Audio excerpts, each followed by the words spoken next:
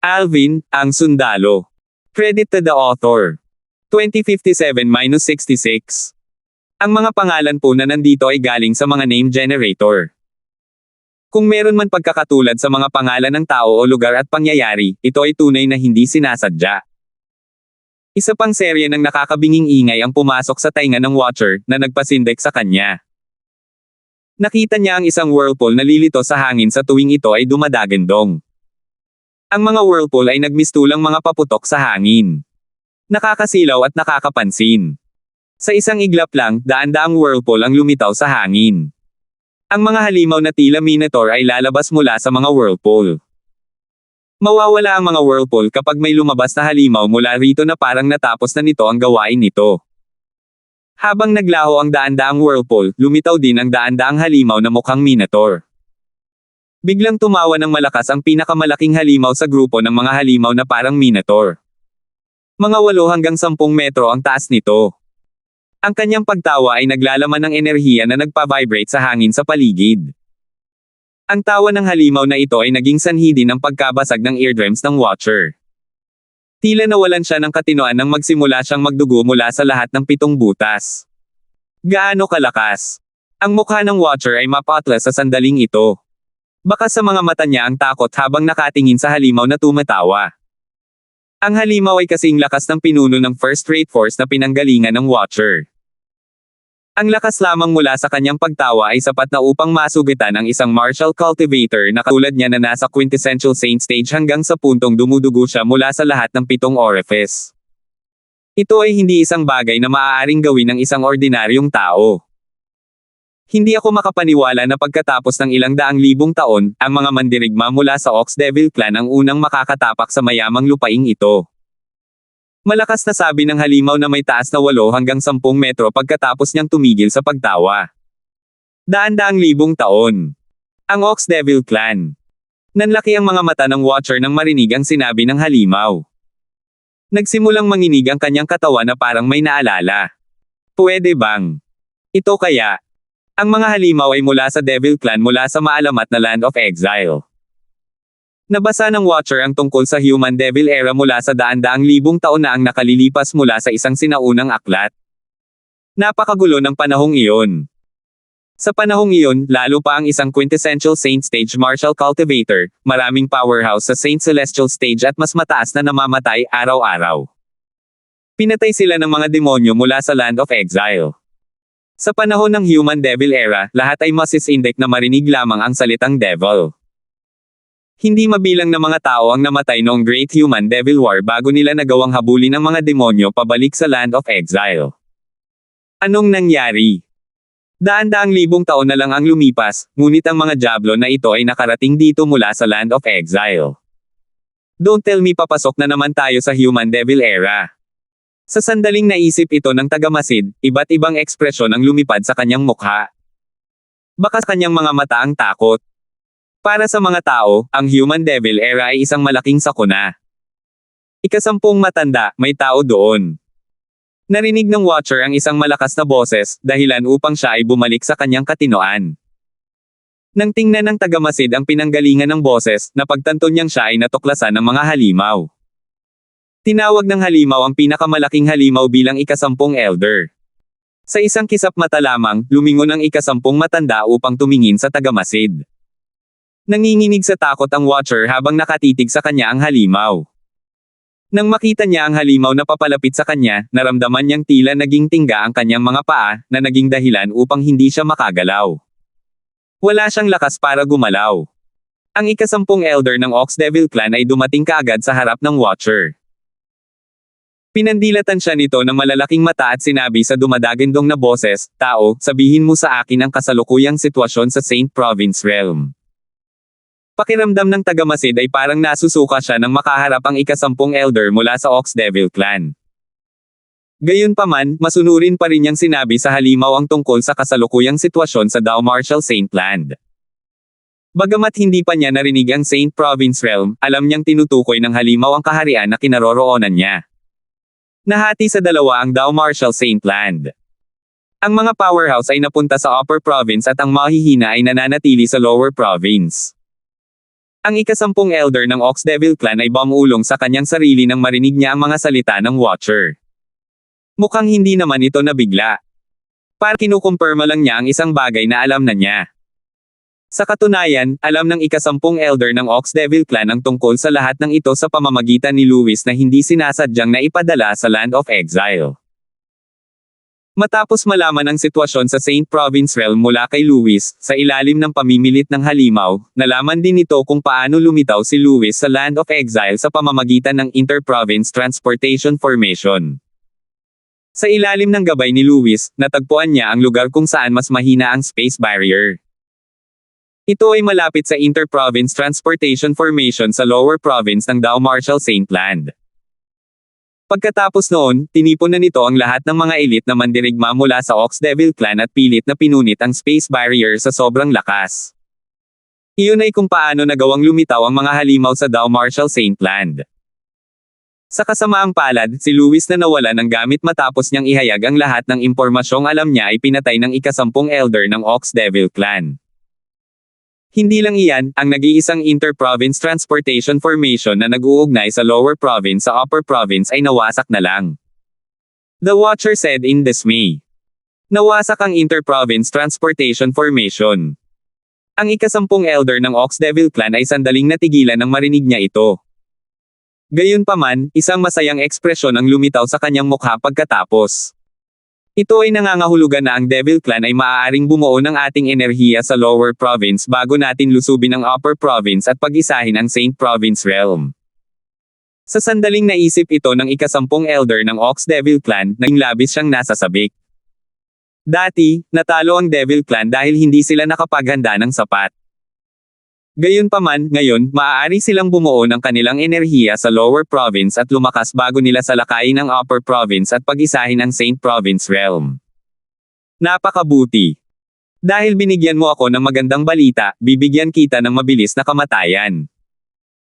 Habang ang ika-10 elder ng Ox Devil Clan ay tumingin sa Watcher, ang kanang kamay nito ay dumapo sa Watcher, na ikinamatay niya. Matapos patayin ang Watcher, ibinuko ng ika-10 elder mula sa Ox Devil Clan ang bibig nito at hinigop ang mahahalagang dugo at asensya mula sa katawan ng Watcher na hindi pa nawawala. Pagkaraan ng ilang sandali, ang katawan ng Watcher ay naging isang tuyong bangkay.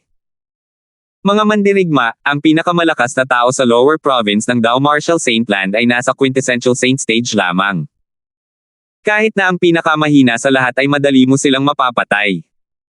Ang ika-10 elder ng Ox Devil Clan ay tumingin sa daan-daang Ox Devils na sumunod sa kanya sa Saint Province Realm at malakas na nagpahayag, mula ngayon, malaya ka nang gumala sa lupain dito at magpista hanggat gusto mo. Bago dumating ang ibang mga angkan, ang Ox Devil Clan ay maaaring sakupin ang mga lugar na may pinakamahusay na mapagkukunan. Matapos magsalita ang ika-10 elder ng Ox Devil Clan, nagkagulo ang mga Ox Devils. Namumula sila sa excitement. Whoosh! Whoosh! Whoosh! Daan-daang mga elite na mandirigma mula sa Ox Devil Clan ang nagsimulang lumipat pagkatapos matanggap ang kanilang order. Pagkaalis ng grupo ng mga elite na mandirigma mula sa Ox Devil Clan, ang ika-10 elder mula sa Ox Devil Clan ay bumulong sa sarili, ang bukang liwayway ng Human Devil Era ay narito na muli. Sa pagkakataong ito, ang ating Ox Devil Clan ay magiging taliban ng Devil Clan at papatayin ang ating daan patungo sa Saint Province Realm at buksan ang landas para sa Devil Clan na ito. Sa araw na ito ay ang Devil Clan. Sa isang iglap lang ay umalis na rin ito sa lugar. Ang simula ng isang malaking sakuna ay nagsimulang maganap sa Lower Province ng Dao Marshall Saint Land sa pagdating ng mga Ox Devils. Natural, si Alvin na nasa Fire Worship Sect sa Upper Province ay ganap na walang kamalay-malay sa mga nangyayari. Ni hindi niya alam na nawasak ang Inter-Province Transportation Formation na nag-uugnay sa Lower Province sa Upper Province. Sa kasalukuyan, hindi magiging madali para sa mga tao na maglakbay mula sa Lower Province hanggang sa Upper Province maliban kung mayroong powerhouse na mahusay sa formations na nagtayo ng isa pang Inter-Province Transportation Formation sa Lower Province. Gayunpaman, ang isang powerhouse na maaaring mag-set up ng Inter-Province Transportation Formation ay nakatira lamang sa Upper Province. Kahit noon pa man, sila ay kasing bihira ng balahibo ng Phoenix. Natural, may mga powerhouse na ganyan din sa Devil Clan. Ang mga demonyo ay kailangang umasa sa mga powerhouse na ito upang makarating sa upper province ng Dao Martial Saintland. Gaano man kalakas ang mga tao sa upper province ng Dao Martial Saintland, hindi na sila malayang makapasok sa lower province dahil nawasak ang inter-province transportation formation sa lower province ng Dao Martial Saintland. Maaaring sabihin na ang upper province at ang lower province ng Dao Martial Saintland ay pinaghiwalay pansamantala. Mula ngayon, ang mga tao sa upper province ng Dao Martial Saintland ay maaari lamang makapasok sa lower province depende sa mood ng Devil Clan dahil ang mga demonyo lamang ang nakapag-set up ng inter-province transportation formation sa lower province. Sa enforcement hall ng Fire Worship Sect. Lumipas ang ilang araw, ngunit walang gumagalaw sa gilid ni Lincoln. Medyo nagulat si Alvin dito. Huwag mong sabihin sa akin na hahayaan ni Vice Hall Master Dong ang usapin ng pagpapahiya ko sa kanyang anak. Ilang araw na ang nakalipas, walang pag-aalinlangan at lantarang pinahiya ni Alvin si Linton sa pamamagitan ng pambubugbog sa kanya. 2058.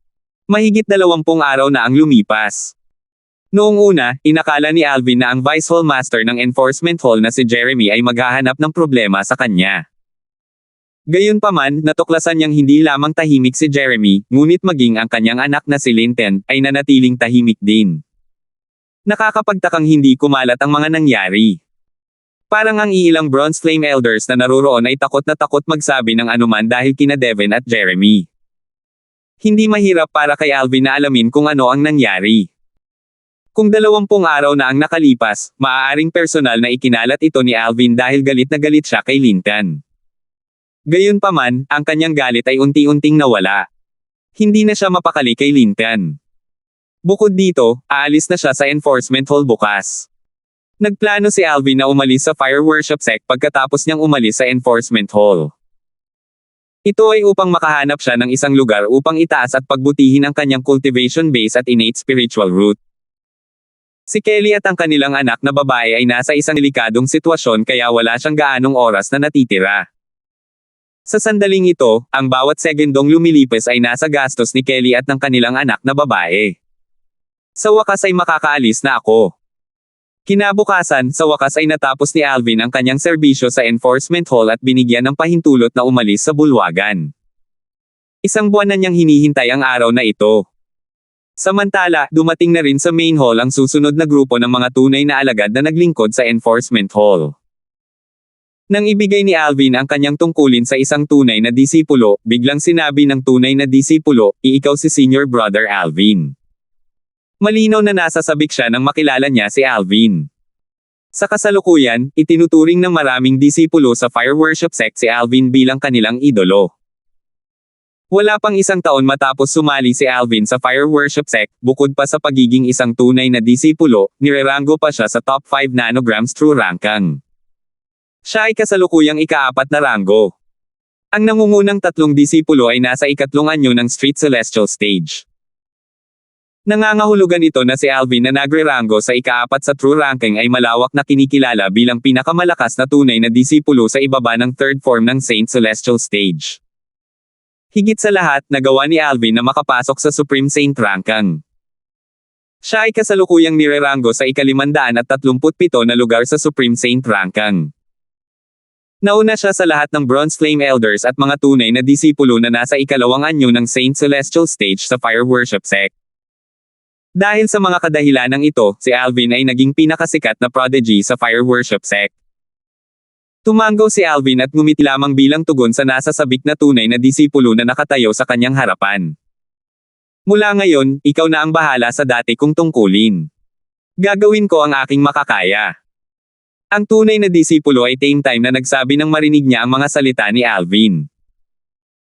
Habang ang ibang mga tunay na disipulo ay pumalit sa mga tungkulin mula sa nakaraang grupo ng mga tunay na disipulo, si Alvin at ang iba pa ay umalis sa main hall ng enforcement hall. Si Alvin ay kumilos na para bang si Jano ay isang estranghero sa kanya. Sa mata ng lahat, hindi na sila magkaibigan. Junior Brother Alvin, narinig kong pinahiya mo si Linton at binugbog siya. Totoo ba ito? Biglang nagtanong si Jano sa pamamagitan ng voice transmission. Ang kanilang pagbagsak ay isang pagkukunwari kung tutuusin. Hindi napigilan ni Jano na tanungin si Alvin sa pamamagitan ng voice transmission tungkol sa bagay na ito dahil curious siya. Senior Brother Jano, saan mo ito narinig? Nagtanong si Alvin bilang kapalit sa pamamagitan ng voice transmission. Sandali siyang natigilan nang marinig niya ang mga salita ni Jano. Batay sa alam ni Alvin, ang balitang ito ay napakahusay na nilalaman. Nagulat siya na narinig ito ni Jano. Narinig ko ito mula sa lolo sa tuhod. Isa sa mga Bronze Flame Elder na naroroon ang nagsabi sa kanya tungkol dito, sagot ni Jano sa pamamagitan ng voice transmission. Pagkatapos nito, sinabi niya, gayunpaman, pinagbawalan niya akong ipakalat ang balitang ito. Huwag mong sabihin sa akin na totoo ito.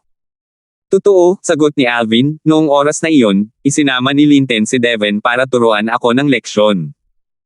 Sa huli, hindi nang ahas si Devin na saktan dahil binyantaan ko siya ng salita. Nakating lang siya habang tinuturuan ko ng leksyon si Linten. Pinasimple ni Alvin ang insidente. Gayunpaman, nang marinig siya ni Jano, labis siyang nabigla. Devin. Naturally, hindi siya pamilyar sa pangalang ito. Si Devin ang unang Silver Flame Elder ng Enforcement Hall. Siya ay nirerango sa ika-107 na lugar sa Supreme Saint Ranking. Ang isang taong ganyan ay hindi nang ahas na saktan si Alvin dahil sa kanyang pananakot. Nagtagal si Jano bago niya nabawi ang kanyang katinoan. Muli siyang nagtanong, Junior Brother Alvin, sa pagkakaalam ko, bukod sa pagiging first Silver Flame Elder ng Enforcement Hall, mabilis din ang init ng ulo ni Devin. Ano ang pananakot mo sa kanya na hindi man lang siya nang ahas na saktan ka? Wala naman talaga, walang pakialam na sagot ni Alvin, nang makita ko kung paano niya ako pinaplanong turuan ng leksyon para kay Linten, sinabi ko sa kanya na kung maglalakas loob siyang pagtripan ako, gagantihan ko siya ng pakikipagkaibigan sa kanyang mga anak at direktang disipulo kung hindi niya ako papatayin. Wala ka bang tawag dito? Natahimik si Jano nang marinig niya ang sagot ni Alvin. Binyantaan niya si Devin na gagamitin niya ang kanyang mga anak at direktang disipulo, ngunit sinabi niyang wala iyon. Bagamat hindi dapat isangkot ang pamilya sa mga bagay na tulad nito, hindi inakala ni Jano na mali si Alvin. Pagkatapos ng lahat, sinubukan ni Devin na maghanap ng gulo sa kanya. Babantaan ba ni Alvin si Devin kung hindi niya planong turuan siya ng leksyon sa ngalan ni Linten? Anong nangyari pagkatapos nito? Dumating ba si Vice Hall Master Dong para manggulo sa iyo? Naging malungkot ang ekspresyon ni Jano nang banggitin niya ang pangalan ni Jeremy. Alam lahat kung gaano kamalupit at matyaga si Jeremy. Hindi. Umiling si Alvin. Siguro, iniisip niya na ang anak niya ang may kasalanan. Kasabay ng hindi pagkalat ng insidente, hindi siya siguro mapakali na maghanap ng gulo sa akin. Sa tingin ba niya ang anak niya ang may kasalanan? Hindi napigilan ni Jano na matawa nang marinig niya ang mga salita ni Alvin. Sinabi niya sa pamamagitan ng voice transmission, Junior Brother Alvin, itinuring ni Vice Hall Master Dong si Linten bilang kanyang buhay. Marahil, hindi pa siya kumikilos sa ngayon, ngunit sa huli ay gagawa siya ng hakbang. Marahil, naghahanap siya ng magandang pagkakataon na hatulan ka ng kamatayan. Sa mga darating na araw, subukang huwag umalis sa Fire Worship Sect. Ito ay katulad ng pagbibigay sa iyo ni Jeremy. Mataimtim na binalaan ni Jano si Alvin. Sige, kaagad na sagot ni Alvin kahit na nagpasya na siyang umalis sa Fire Worship Sect. Kung hindi siya aalis sa Fire Worship Sect, hindi niya mapapabuti ang kanyang innate spiritual root. Sa kasalukuyan, mayroon siyang asul na innate spiritual root. Mahihirapan siyang pagbutihin ito sa Fire Worship Sect. Tama iyan. Sa sandaling ito, nagsimulang mabuo ang isang ideya sa isip ni Alvin. May naisip siyang magandang dahilan para umalis siya sa Fire Worship Sect. Ang kanyang ideya ay magagarantiya na ang Enforcement Hall's Vice Hall Master Jeremy at ang Black Turtle Sanctum's First Silver Flame Elder Argus ay hindi malalaman na umalis siya sa Fire Worship Sect. Gayunpaman, kailangan niya ng tulong ng isang tao upang maisakatuparan ang kanyang plano. Isang figure ang lumitaw sa isip ni Alvin. Kung handa siyang tumulong, huwag na lang si Argus, kahit si Jeremy ay hindi maghahinala sa kanya. Nakahinga ng maluwag si Alvin matapos magkaroon ng ideya na ligtas na umalis sa Fire Worship Sect. Pagkatapos nilang umalis sa Enforcement Hall at mabilis na papalapit sa Saint Island Central Square, ang 8 tunay na disipulo na nagsilbi kasama sina Alvin at Jano ay nagsimulang umalis isa-isa. Ang ilan sa kanila ay bumaba sa Central Square, at ang ilan sa kanila ay umalis sa ibang direksyon. Isang tunay na disipulo lamang ang nagpatuloy sa paglalakbay kasama sina Alvin at Jano habang papalabas sila ng Saint Island. Halatang binalak ng tunay na alagad na ito na bumalik sa kanyang tirahan. Junior Brother Alvin, hahanapin ko si kuya mo. Sigurado akong narinig niya ang nangyari sa amin, ipapaliwanag ko sa kanya ang mga bagay-bagay para hindi siya magkamali. Nagpaalam si Jano kay Alvin at tumungo sa tirahan ng mga alagad ng Saint Land. Tanging ang isa pang tunay na disipulo ang naiwan na naglalakbay kasama si Alvin sa sandaling ito. Nang papaalis na si Alvin sa Saint Island upang bumalik sa kanyang tirahan, isang dumadagandong na boses ang umalangaw-ngaw mula sa Central Square. Alvin! Si Alvin ay katutubo na huminto na may nakasimangot na mukha. Sigurado siyang ito ang unang beses niyang marinig ang boses na ito. Gayunpaman, kitang-kita ang galit at puot sa boses ng taong ito habang tinatawag siya. Sino ito? Si Alvin ay nalilito. Gayunpaman, hindi nagtagal, nakita niya ang dalawang figure na lumilipad mula sa Central Square patungo sa kanya. Sa isang sulyap pa lang, nakilala na niya ang isa sa dalawang figure. Rodora. Nagtaas ng kilay si Alvin. Hindi niya inaasahan na makikita niya si Rodora. Gayunpaman, tiningnan lang siya nito nang walang pakialam bago ibinaling ang tingin sa katabi niya. Ito siguro ang taong tumawag kanina. Matapos pag-aralan ni Alvin ang taong ito mula ulo hanggang paa, kinumpirma niya na ito ang unang beses niyang makilala ang taong ito.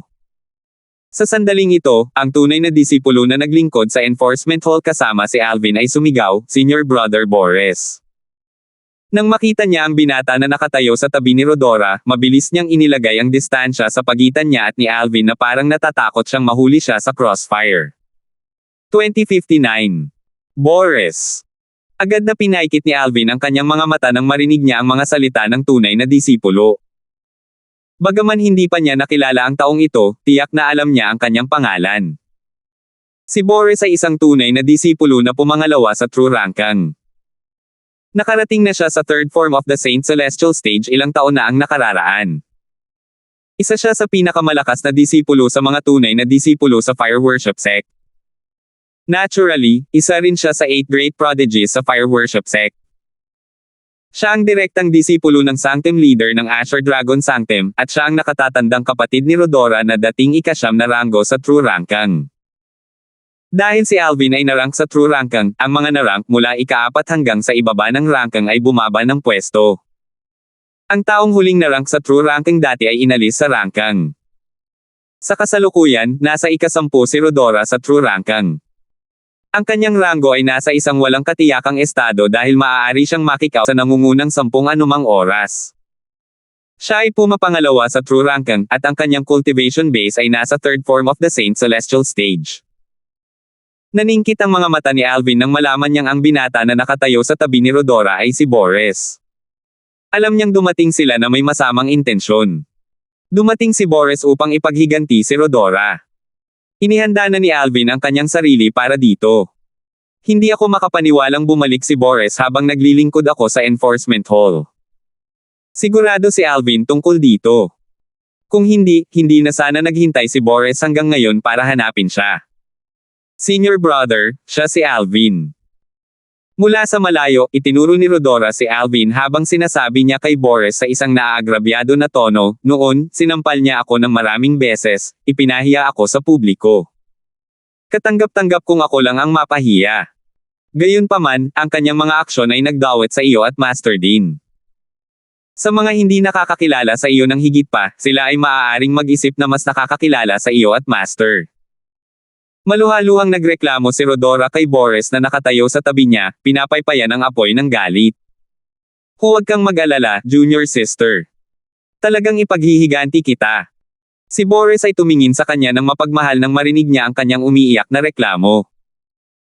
Nang ilipat ni Boris ang kanyang sulyap mula kay Rodora patungo kay Alvin na nakatayo sa di kalayuan, ang kanyang mga mata ay kumikinang sa nakakatakot na layuning pumatay. Halatang nagtagumpay si Rodora sa pag-alab ng galit ni Boris. Sa Fire Worship Sect, ang dalawang pinakamahalagang tao kay Boris ay ang kanyang nakababatang kapatid na babae at Master. Ang tunay na disipulo, si Alvin na nakatayo sa malayo, ay hindi lamang pinahiya ang kanyang nakababatang kapatid na babae, ngunit pinahiya din ang kanyang amo ng hindi direkta. Paanong hindi siya magagalit? Ang mga alagad ng Saintland na nakatayo sa likod ni Boris at Rodora ay walang alinlangan na narito upang manood ng palabas. Napakalakas ng sigaw ni Boris kanina, halatang naalerto ang lahat dito.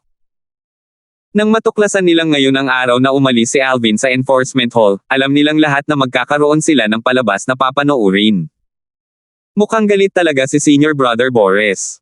Paanong hindi siya magagalit? Si Senior Sister Rodora ay ang kanyang nakababatang kapatid na babae. Siya ay pinahiya ni Alvin, kakaiba kung hindi siya galit. Tama. Kung hindi dahil wala si Senior Brother Boris sa fire worship sect noon pa man, matagal na sana niyang hinanap si Senior Brother Alvin. Sa lakas ngayon ni Senior Brother Alvin, natatakot ako na hindi siya makakalaban ni Senior Brother Boris. Siyempre. Si Senior Brother Boris ay pumapangalawa sa fire worship sect through ranking. Ang kanyang cultivation base ay nakapasok na sa third form of the Saint Celestial stage ilang taon na ang nakakaraan. Paano may kukumpara sa kanya si Alvin na nasa ika-4 lang na ranggo? Mukhang napahamak si Alvin ngayon.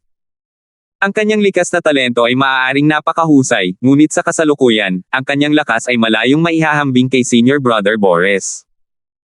Ang mga alagad ng Saintland na nakatayo sa likod ni Boris at Rodora na dumating para manood ng palabas ay nagsimulang mag-usap sa kanilang mga sarili.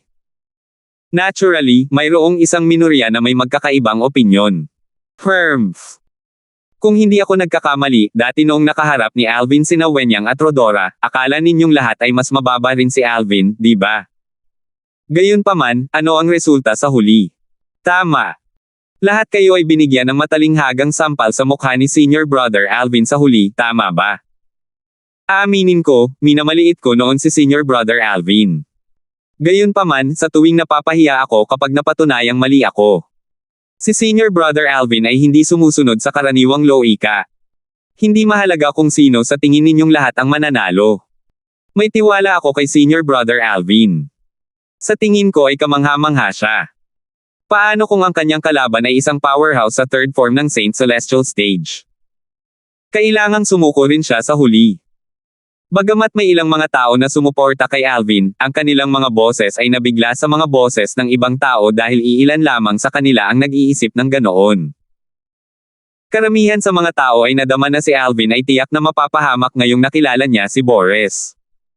Samantala, nilapitan ni Boris at Rodora si Alvin at tumayo sa tapat niya. Alvin, naaalala mo ba kung paano mo ako pinahiya noong araw na iyon?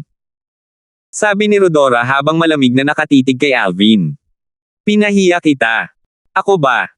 Mahinahong sinabi ni Alvin na tila ang bagay ay napakaliit na hindi niya maalala. Galit na galit si Rodora nang marinig niya ito. Agad na nagbago ang kanyang ekspresyon habang malamig na sinabi, Alvin, lalaki ka. Huwag mong sabihing itatanggi mo ito. Deny ano? Patuloy na nagtanong si Alvin nang walang pakialam, sinasabi mo ba na pinahiya kita? Hindi ba? Naging malamig ang tingin ni Rodora. Malamig din ang boses niya nang sabihin niyang, huwag mong sabihin sa akin na nakalimutan mo na kung paano mo ako sinampal at pinahiya sa publiko. Huwag mong sabihin sa akin na hindi mo iniisip na ito ay isang pagkilos ng kahihiyan. Naging seryoso ang ekspresyon niya nang ikwento niya ang nangyari. Sa huli, galit na galit siya na may pangit na ekspresyon sa mukha niya. Nako, pinag-uusapan mo yan. Nakalimutan ko na sana kung hindi mo nabanggit. Nang marinig ang mga salita ni Rodora, si Alvin ay nagkunwaring may alam na ekspresyon na parang naalala lang niya ang pangyayaring ito. Aniya, hindi ko intensyon na ipahiya ka noong sinampal kita.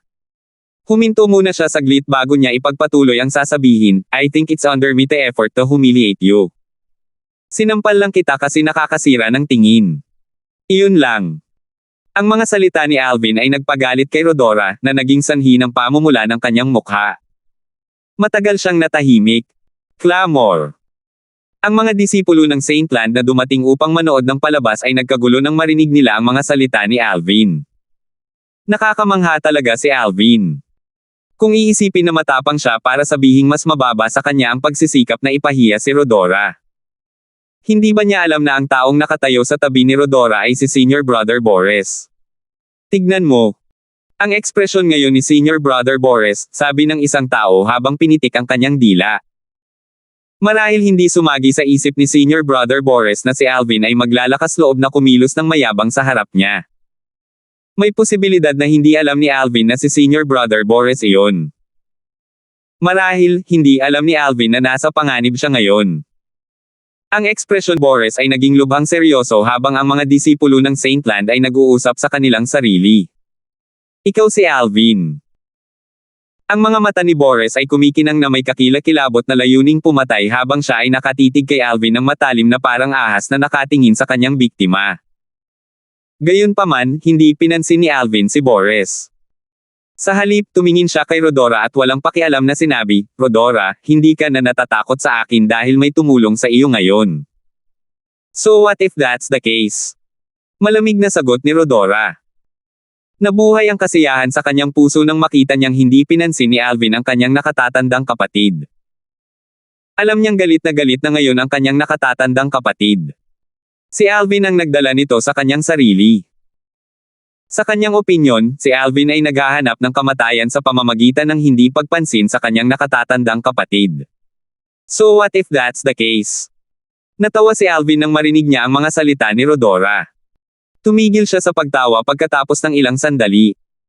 Nanlamig ang kanyang mga mata nang bigla siyang sumugod kay Rodora na ikinabigla nito. Sabihin ko, kahit katabi mo ang senior mong kapatid, masasample pa rin kita kung gusto ko.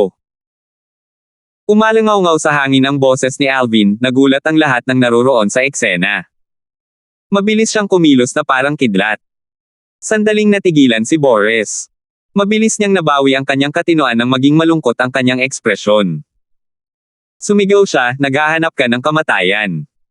Mabilis din niyang sinisingil si Alvin.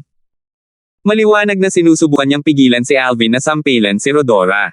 Sampal. Umalangaw-ngaw sa hangin ang malutong na tunog ng sampal. Nagsimulang mamaga ang isang bahagi ng mukha ni Rodora. Hindi nagawa ni Boris na iligtas siya. Nagulat ang mga alagad ng Saintland na naruroon sa eksena. Hindi nila inaasahan na napakatapang ni Alvin kaya nang ahas siyang sampilan si Rodora sa harap ni Boris. Sinampal niya ito ng napakalakas kaya namula ang mukha nito. Ang mga alagad ng Saintland ay hindi napigil ang mapabuntong hininga nang makita nila ito. Marami sa kanila ang tumingin kay Alvin na may bakas ng awa sa kanilang mga mata. Mamatay. Isang galit na boses ang umalangaw-ngaw sa hangin, na naging dahilan upang ilipat ng mga alagad ng Saintland ang kanilang atensyon sa kidlat mabilis na figure ni Boris. Sa sandaling ito, isang dipa lang ang layo ni Boris mula kay Alvin. 2060. Noong isang talampakan na lamang ang layo ni Boris kay Alvin, ang napakalaking enerhiya ay lumabas sa kanyang katawan at naging isang behemoth na nakabuka ang bibig bago nito sinubukang lunukan ng buo si Alvin. Pangunahing taktika sa paglamon. Harang ng Black Turtle. Sa sandaling ito, ang Sun Saint energy na naipon sa katawan ni Alvin ay lumundag at bumuo ng whirlpool, hinihigop ang Heaven and Earth Spirit energy sa paligid. Itinaas nito ang kanyang Sun Saint energy. Pagkatapos noon, nagsimulang kumalat ang kanyang Sun Saint energy at nabuo ang isang malaking silhouette ng Black Turtle sa paligid ng katawan ni Alvin. Ang hadlang na nabuo mula sa kanyang Sun Saint origin ay sobrang solid. Ang discarding ginawa ni Alvin ay walang iba kundi ang Black Turtle's Barrier, ang numero 1 defensive divine ability sa Fire Worship Sect. Boom! Boom! Boom! Boom! Sa sandaling lumitaw ang Black Turtle's Barrier, ang malawak na enerhiya na lumabas sa katawan ni Boris ay marahas na humampas sa hadlang na nagdulot ng isang malakas na ingay. Nanginginig ang hangin sa paligid ng barrier. Whoosh! Whoosh! Whoosh! Nagsimulang mabuo ang mga ripple sa hangin bago ito naging gulo ng mga bagyo. Ang mga damit ng lahat ng naruroon sa eksena ay nag-flutter at ang hairband ng maraming mga alagad ng Saintland na nakatayo malapit sa labanan ay naputol, ang kanilang nakalugay na buhok ay lumilipad sa hangin. Sa ilalim ng mapagbantay na mga mata ng iba, ang barrier ng Black Turtle na si Alvin ay nagsimulang mabasag nang ang enerhiya ni Boris ay bumagsak dito. Pagkatapos ng lahat, ito ay nagtamo ng kaunting pinsala. Tulad ng inaasahan sa isang powerhouse sa third form of the Saint Celestial Stage. Nakakamangha talaga siya. Puri sa loob-loob ni Alvin nang makita niyang nawasak ang kanyang Black Turtle's barrier. Ang kasalukuyang cultivation base ni Alvin ay wala na sa early exemplary saint stage tulad ng kung ano ito bago siya pumunta para maglingkod sa enforcement hall. Nakagawa siya ng 2 sunod-sunod na tagumpay noong nakaraang buwan at itinaas ang kanyang cultivation base sa Mastery Exemplary Saint stage. Ang kanyang Sun Saint Energy, natural, ay itinaas din sa Mastery Exemplary Saint stage. Sa tulong ng Divine Ability, ang Elementary Devouring Tactic, ang kanyang kasalukuyang Sun Saint Energy ay nasa unang anyo ng Saint Celestial Stage. Bukod doon, naintindihan din ni Alvin ang iba pa niyang Divine Ability, ang Black Turtle's Barrier noong nakaraang buwan. Ang lakas ng hadlang ay mas malakas kumpara sa dati. Kahit noon pa man, hindi pa rin ito nakayanan ang galit na pag-atake ni Boris. Natural, alam ni Alvin na hindi ito ang lawak ng lakas ni Boris. Pagkatapos ng lahat, hindi pa niya nagagamit ang kanyang Saint Weapon. 10,000 espada teritoryo. Nang sirain ni Boris ang Black Turtle Barrier, agad na inihagis ni Alvin ang kanyang teritoryo upang kontrahin ang pag-atake ni Boris. Swoosh! Binalot ng 10,000 swords territory sina Alvin at Boris. Ang makinang nagininto ang liwanag mula sa teritoryo ay hamarang sa paningin ng grupo ng mga disipulo ng Saint Land, kasama si Rodora na pansamantalang umatras sa malayo. Teritoryo. Napangiti ng masama si Boris nang mapagtanto niyang nababalot siya ng teritoryo ni Alvin. Ang Saint Origin sa kanyang katawan ay kumislap bago ito nag-transform sa isang baluti na tumatakip sa kanyang katawan. Swish! Swish! Swish! 10,000 gintong sinag ang bumaril sa loob ng 10,000 swords territory ni Alvin. Matapos nitong harangan ang pag-atake ni Boris, nagpatuloy ito sa pag-atake sa kanya. Gayunpaman, hindi man lang ito nag-iwan ng putik sa kanyang baluti. Defensive Divine Ability. Pinaikit ni Alvin ang kanyang mga mata nang makita niya ito. Napagtanto niyang si Boris ay nagbigay ng isang defensive na Divine Ability. Bukod dito, tila ang Divine Ability ay hindi isang medium grade na Divine Ability. Alvin, kahit na ang aking defensive Divine Ability ay hindi kasing lakas ng iyong defensive Divine Ability, ang Black Turtle's Barrier, isa pa rin itong high-grade defensive Divine Ability. Ang iyong teritoryo ay hindi sapat para sirain ang aking depensa. Ngumisi si Boris. Aaminin kong malakas ka. Nakakalungkot lang na ako ang kalaban mo. Bagamat hindi kita kayang patayin o pilayin dahil sa mga alituntunin sa Fire Worship Sect, ipapahiya kita at hilingin na patay ka na. Sasampalin kita ng 1,000 beses at gagapangin kita sa pagitan ng aking mga paa. Ang kanyang boses ay naging mas malamig habang patuloy niyang sinasabi, gusto kong makita kung paano mo itataas ang iyong ulo sa sekta sa oras na iyon. Ito ang halaga na kailangan mong bayaran para sa pagpapahiya sa aking nakababatang kapatid na babae at pagsampal sa kanya sa harap ko. Tiwala si Boris na parang alam na niya ang kahihinatnan ng laban. Sampelan mo ako ng 1,000 beses. Gapasin mo ako sa pagitan ng iyong mga paa. Nanliit ang mga mata ni Alvin nang marinig niya ang mga salita ni Boris. Nanlamig ang kanyang mga mata.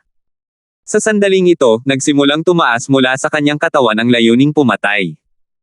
Well, gusto kong makita kung kaya mo iyon. Malamig ang boses niya nang magsalita, dahilan para bumaba ng ilang degrees ang temperatura sa paligid. Makikita mo na agad. Napangiti si Boris nang marinig niya ang mga salita ni Alvin. Ang kanyang Saint Origin ay naglalaman ng mga pahiwatig ng madugong chi habang ito ay tumataas. Naghahanda siyang ihagis ang mahalagang Divine Ability sa Azure Dragon Sanctum. Ang mahalagang Divine Ability sa Azure Dragon Sanctum ay nagbahagi ng ilang pagkakatulad sa minanang Divine Ability ng Dragon Clan, ang True Form Berserkification. Pagkatapos dumaan sa Berserkification, ang lakas at bilis ng isang tao ay lubos na mapapalakas. Naturally, ang mga epekto ay malupit din. Wala ka talagang pagkakataon. Malamig na sabi ni Alvin bago ibigay ni Boris ang Divine Ability mula sa Azure Dragon Sanctum. Walang argumento ang boses niya. Para bang sigurado na siya sa kanyang tagumpay. Ang dugong chi ay lumabas sa katawan ni Boris habang naghahanda siyang ihagis ang Divine Ability mula sa Azure Dragon Sanctum. Biglaan, sa panahon ng kritikal na sandali. Swish! Ang nakakatalim na tunog ng isang espadang sumisipol sa hangin ay umalangaw-ngaw sa mga tainga ni Boris, na nagdulot ng takot sa kanyang puso. Nagambala ito sa kanya saglit, na nagresulta sa kanyang pagkabigo na ihagis ang divine ability mula sa Asher Dragon Sanctum sa tamang panahon. Spurt! Spurt! Samantala, naramdaman lang ni Boris ang matinding pananakit sa kanyang mga braso at binti na parabang nabutas. Habang patuloy na lumalaganap ang sakit, kinalma niya ang sarili. Itinoon niya ang kanyang mga mata at nakita niya ang anino ng isang espada na mabilis na bumabalik kay Alvin. Ang ikatlong anyo ng Saint Celestial Stage ay kilala rin bilang Spiritual Eye Form. Kapag ang isa ay nakalusot sa ikatlong anyo ng Saint Celestial Stage, ang mga mata ng isa ay magbabago sa espiritual na mata. Ang espiritual na mata ay nagbigay ng isang pambihirang paningin. Mula sa simula hanggang sa wakas, ang tanging nahuli ni Boris ay ang anino ng espada. Hindi niya makita ng malinaw ang espada, ngunit likas niyang alam na hindi ito ordinaryong espada. SH*T. Nakita ni Boris ang isang flash sa harap ng kanyang mga mata nang ang kanyang atensyon ay nakatuon sa anino ng espada. Sa sandaling ito, si Alvin ay nagsuot ng isang pares ng nagninangas na gininto ang pakpak sa kanyang likod. Nakarating na siya bago si Boris sa isang kisap mata. Si Boris ay likas na kumilos upang iwasan si Alvin. Gayunpaman, natuklasan niya na ang sakit sa kanyang mga braso at binti ay nagpabagal ng husto sa kanyang paggalaw. Sa sandaling ito, sa wakas ay napagtanto niya na siya ay malubhang nasugatan. Soul Attack. Sa kanyang espiritual na mga mata, nakita ni Boris ang isang bahid ng liwanag na lumabas sa kaliwang mata ni Alvin. Ang bahid ng liwanag ay nasa anyo ng isang divine dragon. Ang bahid ng liwanag ay bumaril at tumagos sa pagitan ng kanyang mga kilay, patungo sa kanyang kaluluwa. Kahit na ang kaluluwa ni Boris ay sapat na malakas upang makayanan ang pag-atake ng kaluluwa ni Alvin, siya ay natigilan sa pag-atake ni Alvin. Habang si Boris ay natigilan, ang kanyang baluti na nabuo sa pamamagitan ng isang mataas na antas ng defensive na divine ability ay nagsimulang lumabo ng kaunti. Boom! Biglang nanlamig ang mga mata ni Alvin. Itinulak niya ang kanyang mga palad bago ito hamampas sa baluti ni Boris, na nagdulot ng malakas na ingay. Basag! Nabasag kaagad ang baluti ni Boris. Ang nalalabi ng pag-atake ni Alvin ay dumapo sa ulo ni Boris, na agad siyang natamba. Elder Hal, mayroon bang sino mang may cultivation base sa third form of the Saint Celestial Stage na nanonood sa labas ng aking teritoryo? Nagmamadaling tinawag ni Alvin si Elder Hal na nasa 7 Treasures Exquisite Pagoda. Baka sa mga mata niya ang pag-aalala nang magsalita siya. Hindi, sagot ni Elder Hal pagkaraan ng ilang sandali. Nakahinga ng maluwag si Alvin nang marinig niya ang mga salita ni Elder Hal. Pagkatapos, nilinggan niya ang walang malay na si Boris na hawak niya sa kanyang mga kamay. Elder Hal, tulungan mo akong lumunin ang kanyang innate spiritual root please. Sabi ni Alvin habang kumikinang ang kanyang mga mata. Bukod sa pagiging ikalawa sa True Ranking, si Boris ay nirerango din sa ika-421 na pwesto sa Supreme Saint Ranking. Hindi siya matanda at maaaring ituring na medyo bata sa Fire Worship Sect. Siya ay malawak na kinilala bilang ang second prodigy sa Fire Worship Sect dahil mayroon siyang kakaibang likas na talento. Siya ay nagtataglay ng Indigo Innate Spiritual Root. Alam ni Alvin ang lahat ng ito. Para sa kadahilanang ito, siya ay unang sumalakay upang saktan si Boris upang siya ay makakuha ng mataas na kamay. Nakatingin siya sa innate spiritual root ni Boris kung tutuusin. 2061. Kung magagawa kong lumunin ang innate spiritual root ni Boris, kahit papaano ang aking innate spiritual root ay magiging dark blue, kung hindi indigo. Napaisip si Alvin sa kanyang sarili habang nakatingin sa walang malay na si Boris na may bakas ng kasakiman sa kanyang mga mata. Ang aking innate spiritual root ay isang hakbang na lang mula sa pagbabagong anyo sa isang indigo innate spiritual root. Natuwa siya nang maisip niya ito. Hindi nag-aksaya ng oras si Alvin habang ginamit niya ang divine ability, ang elementary devouring tactic, sa tulong ni Elder Hal, upang lumunin ang innate spiritual root ni Boris para mapahusay niya ang sarili niyang innate spiritual root. Kanina, hiniling ni Alvin kay Elder Hal na tingnan kung mayroong sino mang magsasaka sa third form of the Saint Celestial Stage o mas mataas na nanunood dahil makikita nila ang kanyang 10,000 swords territory gamit ang kanilang spiritual eyes. Hindi niya malalamon ang innate spiritual root ni Boris kung naruroon ang gayong mga powerhouse. Gayunpaman, swerte siya dahil walang mga powerhouse sa third form of the Saint Celestial Stage o mas mataas na naruroon sa eksena. Dahil wala siyang dapat ipag-alala, sinimulan niyang lumunin ang innate spiritual root ni Boris. Tulad ng inaasahan ni Alvin, ang kanyang innate spiritual root ay naging dark blue. Ito ay nasa bingit ng nagiging indigo. Sino ba ang mag-aakala na makakatagpo ako ng windfall bago ako umalis sa fire worship sect? Sa tingin ko magagawa kong gawing indigo ang aking innate spiritual root kung lalamunan ko ang isa o dalawa pang asul na innate spiritual roots. Bumilis ang tibok ng puso ni Alvin nang maisip niya ito. Boris, sarili mo lang ang dapat sisihin dito. Sana hindi ka mabaliw kapag nalaman mong basura ka ngayon. Mahinahong sabi ni Alvin habang nakatingin kay Boris. Hindi siya nakonsensya na nilamon niya ang innate spiritual root ni Boris. Dahil sinadya ni Boris na hiyain siya, kaya lang napilayan ni Alvin ang kanyang likas na talento sa martial Dao. Sa Dao Martial Saintland, ang mga tao ay itinuring na basura kung hindi sila nagtataglay ng innate spiritual roots dahil nangangahulugan ito na hindi sila makakapagtanim. Samantala, binawi ni Alvin ang kanyang 10,000 swords territory. Siya ay muling nagpakita sa harap ni Rodora at ng mga alagad ng Saintland. Nagulat ang lahat sa kanilang nakita. Hindi lamang hindi nasaktan si Alvin, ngunit hinawakan pa niya ang isang walang malay at dumudugong Boris sa kanyang mga kamay. Ito.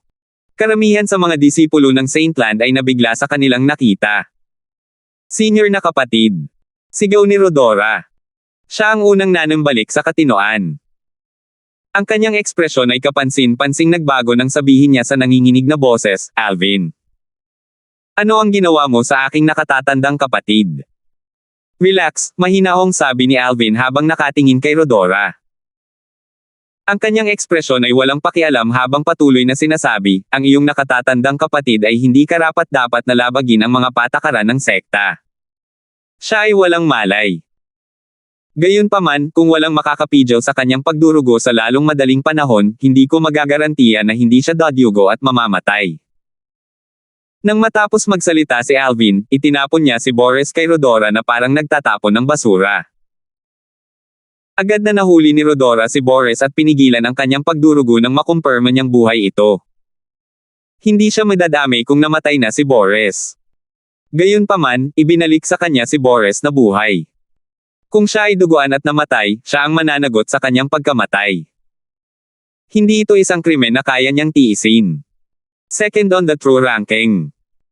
421st sa Supreme Saint ranking.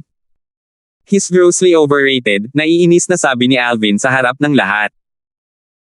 Umalis na siya nang matapos siyang magsalita at nagpatuloy sa paglalakbay pabalik sa kanyang tirahan. Sa wakas ay nanambalik ang katinoan ng mga disipulo ng Saintland pagkaalis ni Alvin. Hindi ako makapaniwala. Nagawa ni Alvin na masaktan ng husto si Senior Brother Boris hanggang sa wala na siyang malay. Isang alagad ng banal na lupa ang nagsabi ng may matinding paghihirap. Hindi naman ako nananaginip, di ba? Sampal. Sinampal ng kaibigan ang nagsalita.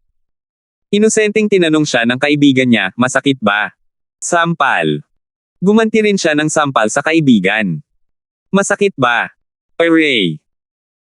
Ang kanyang kaibigan ay halos maluha at sinabi sa isang naaagrabyado na tono, parang hindi tayo nananaginip.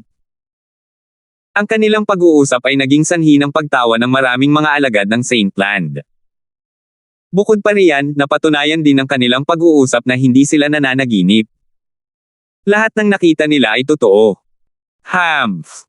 Hindi ba't sinabi ko na sa iyo na si Senior Brother Alvin ang lalabas na mananalo? Tama. Hindi pa natatalo si Senior Brother Alvin simula noong sumali siya sa Fire Worship Sect. Hindi matatalo si Senior Brother Alvin sa sinumang mas mahina kaysa sa isang Silver Flame Elder. Sa katunayan, maaari pa nga siyang manindigan kung kaharap ang isang Silver Flame Elder. Sang-ayon ako sa iyo. Ang ilang mga disipulo ng Saintland na may pananampalataya kay Alvin ay nadama na nabigyang katarungan. Walang naniwala sa kanila kanina. Sa kasalukuyan, walang makakalaban sa kanilang mga salita. Samantala, nagmamadaling umalis si Rodora kasama ang isang walang malay na si Boris. Madilim ang ekspresyon niya. Ramdam niyang nakatingin sa kanya ang lahat ng may kakaibang tingin habang paalis siya. Pakiramdam niya ay sisubog na siya sa galit. Alvin, hindi ko pababayaan ang bagay na ito. Galit na inisip ni Rodora sa kanyang sarili habang siya ay umalis na nagtatampo. Biglang lumingon si Rodora para tingnan ang walang malay na si Boris na parang may naisip. Kung lampuin ko ang nakatatandang kapatid, parurusahan ba ng enforcement hall si Alvin? Kikilos na sana si Rodora sa kanyang plano nang muli niyang naisip ang kanyang sarili, sandali. Kung si Alvin ay sumumpa sa kidlat na parusang panunumpa na hindi niya lumpo ang nakatatandang kapatid, hindi ba ako ang sisihin? Mabilis niyang ibinasura ang kanyang naunang ideya nang maisip niya ito kung pinaghihinalaan siya ng enforcement hall at hindi niya mapatunayan ang kanyang pagiging inosente sa pamamagitan ng panunumpa sa parusang kidlat, siya ay nasa matinding problema. Batay dito, makikita kung anong uri ng tao si Rodora. Hindi nakakagulat na iulat niya si Brianna. Walang kwentang basura. Inilabas ni Rodora ang kanyang pagkabigo sa walang malay na si Boris. Ano kaya ang mararamdaman ni Boris kung kilala niya ang nakababatang kapatid na babae na inaalagaan niya ng labis na naisip na pilayin siya para sisihin si Alvin at tinawag pa siyang basura? Gayunpaman, nakatadhana na mananatili siyang walang kamalay-malay tungkol dito. Matapos bumalik si Alvin sa kanyang tirahan, ang balitang tinalo niya si Boris na pumangalawa sa true ranking ay dumaan sa fire worship sect na parang bagyo. Nagulat ang lahat sa sekta. Natalo ni Alvin si senior brother Boris. May katotohanan ba ang balitang ito? Si Alvin ay nasa ika-4 na ranggo sa true ranking at ika-537 sa Supreme Saint ranking. Gayunpaman, nag-aalinlangan pa rin ako sa kanyang lakas bago ito. Sino ang makakapag-isip na madali niyang matalo si senior brother Boris? Anong uri ng halimaw si Alvin? Lumaki siya ng napakalakas sa loob ng 1 taon ng pagsali sa fire worship sect. Si senior brother Boris ay ikalawa sa true ranking at ika-421 sa Supreme Saint ranking. Si Alvin ang papalit sa kanya ngayong natalo na siya. Totoo iyan. Babagsak si senior brother Boris sa true ranking. Gayunpaman, sa Supreme Saint ranking, magpapalit sila ng ranking. Maswerte si senior Boris na si senior brother Alvin ay nakarank na sa Supreme Saint ranking. Kung hindi, masisipa siya sa Supreme Saint ranking. Lahat sa fire worship sect ay excited na tinatalakay ang mga ranking sa true ranking at ang Supreme Saint ranking. Walang sino man sa fire worship sect ang nagduda sa pagkatalo ni Boris sa mga kamay ni Alvin. Gayunpaman, kung narinig ito ng mga tagalabas, maaaring mahirapan silang paniwalaan. Sa gabi, isang matandang nakasuot ng berde ang lumitaw sa isla na tinitirhan ni Alvin. Siya ay lumitaw mula sa manipis na hangin na tila siya ay isang multo. Ang matanda ay may mahabang agos na puting buhok ngunit ang mukha ay kasing kinis ng balat ng sanggol. Mukha siyang mabait. Sa di kalayuan, mukha siyang immortal. Medyo malakas ang batang ito. Hindi lang siya nabuli sa enforcement hall, kundi natalo pa niya si Boris na pumangalawa sa true ranking pagkatapos umalis sa enforcement hall. Kailangan bang magpadala si Brianna ng isang tao para magpasa ng mensahe sa akin para mabantayan ko siya? Tumingin ang matandang lalaki sa mansyon sa isla habang bumubulong sa sarili, siguro kung interesado ba itong batang ito na maging disipulo ko. 2062. Batay sa mga salita ng matanda na nakasuot ng berde, halatang siya ang amo ni Brianna. Siya si Heath, isa sa 3 dakilang tagapangalaga ng fire worship sect. Mga 1 buwan na ang nakalipas, nakatanggap si Heath ng voice transmission jade token mula sa isang taong pinadala ng kanyang direktang disipulo, si Brianna. Hiniling niya sa kanya na bantayan ang isang binata na nagngangalang Alvin. Noong panahong iyon, si Alvin ay naglilingkod sa enforcement hall. Narinig ni Heath ang tungkol kay Alvin, ngunit hindi niya ito binigyang pansin bago iyon. Matapos niyang matanggap ang voice transmission jade token mula sa kanyang direktang disipulo, inimbestigahan na niya ito. Ang resulta ng kanyang pagsisiyasat ay nagulat sa kanya. Isang bagong disipulo na sumapi sa fire worship sect nang wala pang isang taon ang naging sanhi ng napakaraming insidente sa fire worship sect. Bukod dito, nasaktan din niya ang maraming matataas na opisyal sa fire worship sect. Sinaktan pa niya si Jeremy, isa sa mga vice hall masters sa enforcement hall. Si Jeremy ay mas malakas kaysa sa karamihan ng Golden Flame Elder sa fire worship sect. Binigyang pansin ni Heath ang mga pangyayari sa enforcement hall. Gayunpaman, natuklasan niya na si Jeremy ay hindi gumawa ng anumang hakbang. Di nagtagal, nalaman niyang hindi personal na kumilos si Jeremy ngunit ipinadala niya ang first Silver Flame Elder sa enforcement hall upang ipaghiganti ang kanyang anak na si Linton. Gayunpaman, ang unang Silver Flame Elder ay natakot kay Alvin. Sa huli, ang unang Silver Flame Elder ay nakatayo ng walang ginagawa habang pinapanood niya si Alvin na binugbog si Linton. Nang malaman ni Heath ang tungkol dito, nagsimulang lumaki ang kanyang interes kay Alvin na hindi pa niya nakikilala. Gayunpaman, sa oras na iyon, wala siyang iniisip na hilingin sa kanya na maging kanyang direktang disipulo. Ngayon, ganap na natalo ni Alvin si Boris na pumangalawa sa true ranking. Nagdulot ito ng interes ni Heath na tanggapin siya bilang kanyang disipulo. Dahil dito, pumunta siya rito. Alvin. Si Heath ay isang prangka na tao. Wala siyang planong magpagulong-gulong at tumawag kaagad kay Alvin. Ang kanyang boses na naglalaman ng Saint Origin ay kumalat sa mansyon ni Alvin sa isla. Samantala, si Alvin na naglilinang sa ika-4 na antas ng Seven Treasures Exquisite Pagoda ay narinig na may tumatawag sa kanya. Nalilito pa rin si Alvin nang biglang lumitaw si Elder Hal sa ika-4 na antas ng Seven Treasures Exquisite Pagoda at same time na binalaan siya, ang cultivation base ng taong ito ay nasa 7th form of the Saint Celestial Stage. Ika-7 anyo ng Saint Celestial Stage. Nanlaki ang mga mata ni Alvin nang marinig niya ang mga salita ni Elder Hal. Hindi siya nag-alinlangan sa mga salita ni Elder Hal. Ang isang powerhouse sa 7th form of the Saint Celestial Stage ay hindi niya kayang harapin sa ngayon. Ang 7th form of the Saint Celestial Stage ay kilala rin bilang heaven-defying form.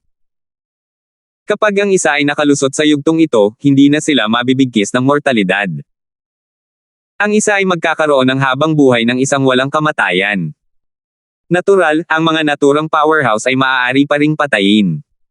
Sa fire worship sect, mayroon lamang 4 na tao na ang cultivation base ay nasa 7th form of the Saint Celestial Stage o mas mataas. Sila ang sect leader na si Jackson at ang Wind, Fire, at Cloud Guardians. Bulong ni Alvin sa sarili, mukhang ang bisita ko ay isa sa mga Guardians. Nagtataka ako kung sinong Guardian iyon at bakit niya ako hinanap. Umalis si Alvin sa ika-4 na antas ng Seven Treasures Exquisite Pagoda at sa kanyang silid. Nang makalabas siya sa kanyang mansyon, lumipad siya sa ere.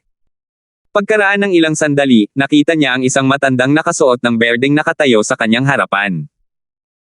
Dahil si Alvin ay pumasok sa fire worship sect, hindi alintana kung sila ay may mataas na ranggo o wala, lahat ng nakilala niya ay nakasuot ng puting roba. Ang pagkakaiba lamang ay ang mga pattern na nakaberde sa kanilang mga damit. Ito ang kanyang unang pagkakataon na makatagpo ng isang taong hindi nakasuot ng puti. Ito rin ang isa sa mga dahilan kung bakit alam ni Alvin na ang matandang ito ay may pambihirang posisyon sa fire worship sect. Natitiyak niya na ang matandang nakasuot ng berde ay isa sa mga tagapangalaga sa fire worship sect. Hindi nagtagal, humarap si Alvin sa matandang lalaki na nakasuot ng berde.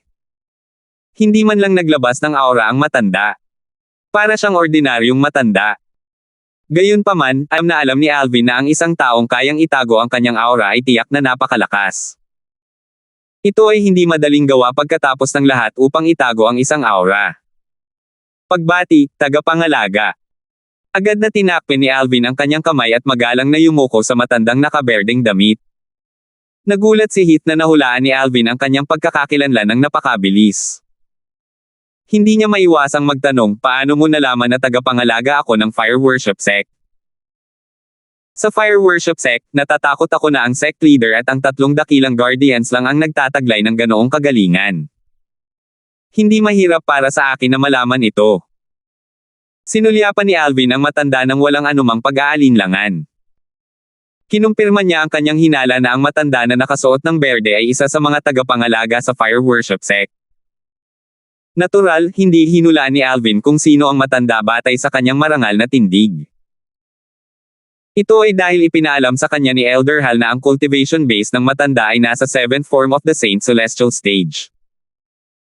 Mayroon lamang 4 na tao sa fire worship sect na nagtataglay ng naturang cultivation base. Ang sect leader na si Jackson Damon ng fire worship sect ay nasa closed door cultivation pa rin. Ang mga guardians na lang ang natira. Gayunpaman, hindi alam ni Alvin kung sino sa 3 dakilang tagapangalaga ang matandang nakaberdeng damit. Marunong ka rin mang-flatter ng tao. How curious. Akala ko kasi, puro gulo lang ang alam mo.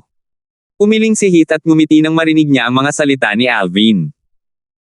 Nagbibiro ka siguro, guardian. Never akong gumawa ng gulo. Batay sa mga salita ni Heath, alam ni Alvin na alam ng kabilang partido ang nangyari mula nang sumali siya sa fire worship sect. Sinadya ito ni Alvin nang sabihin niyang hindi siya kailanman nagdulot ng anumang gulo.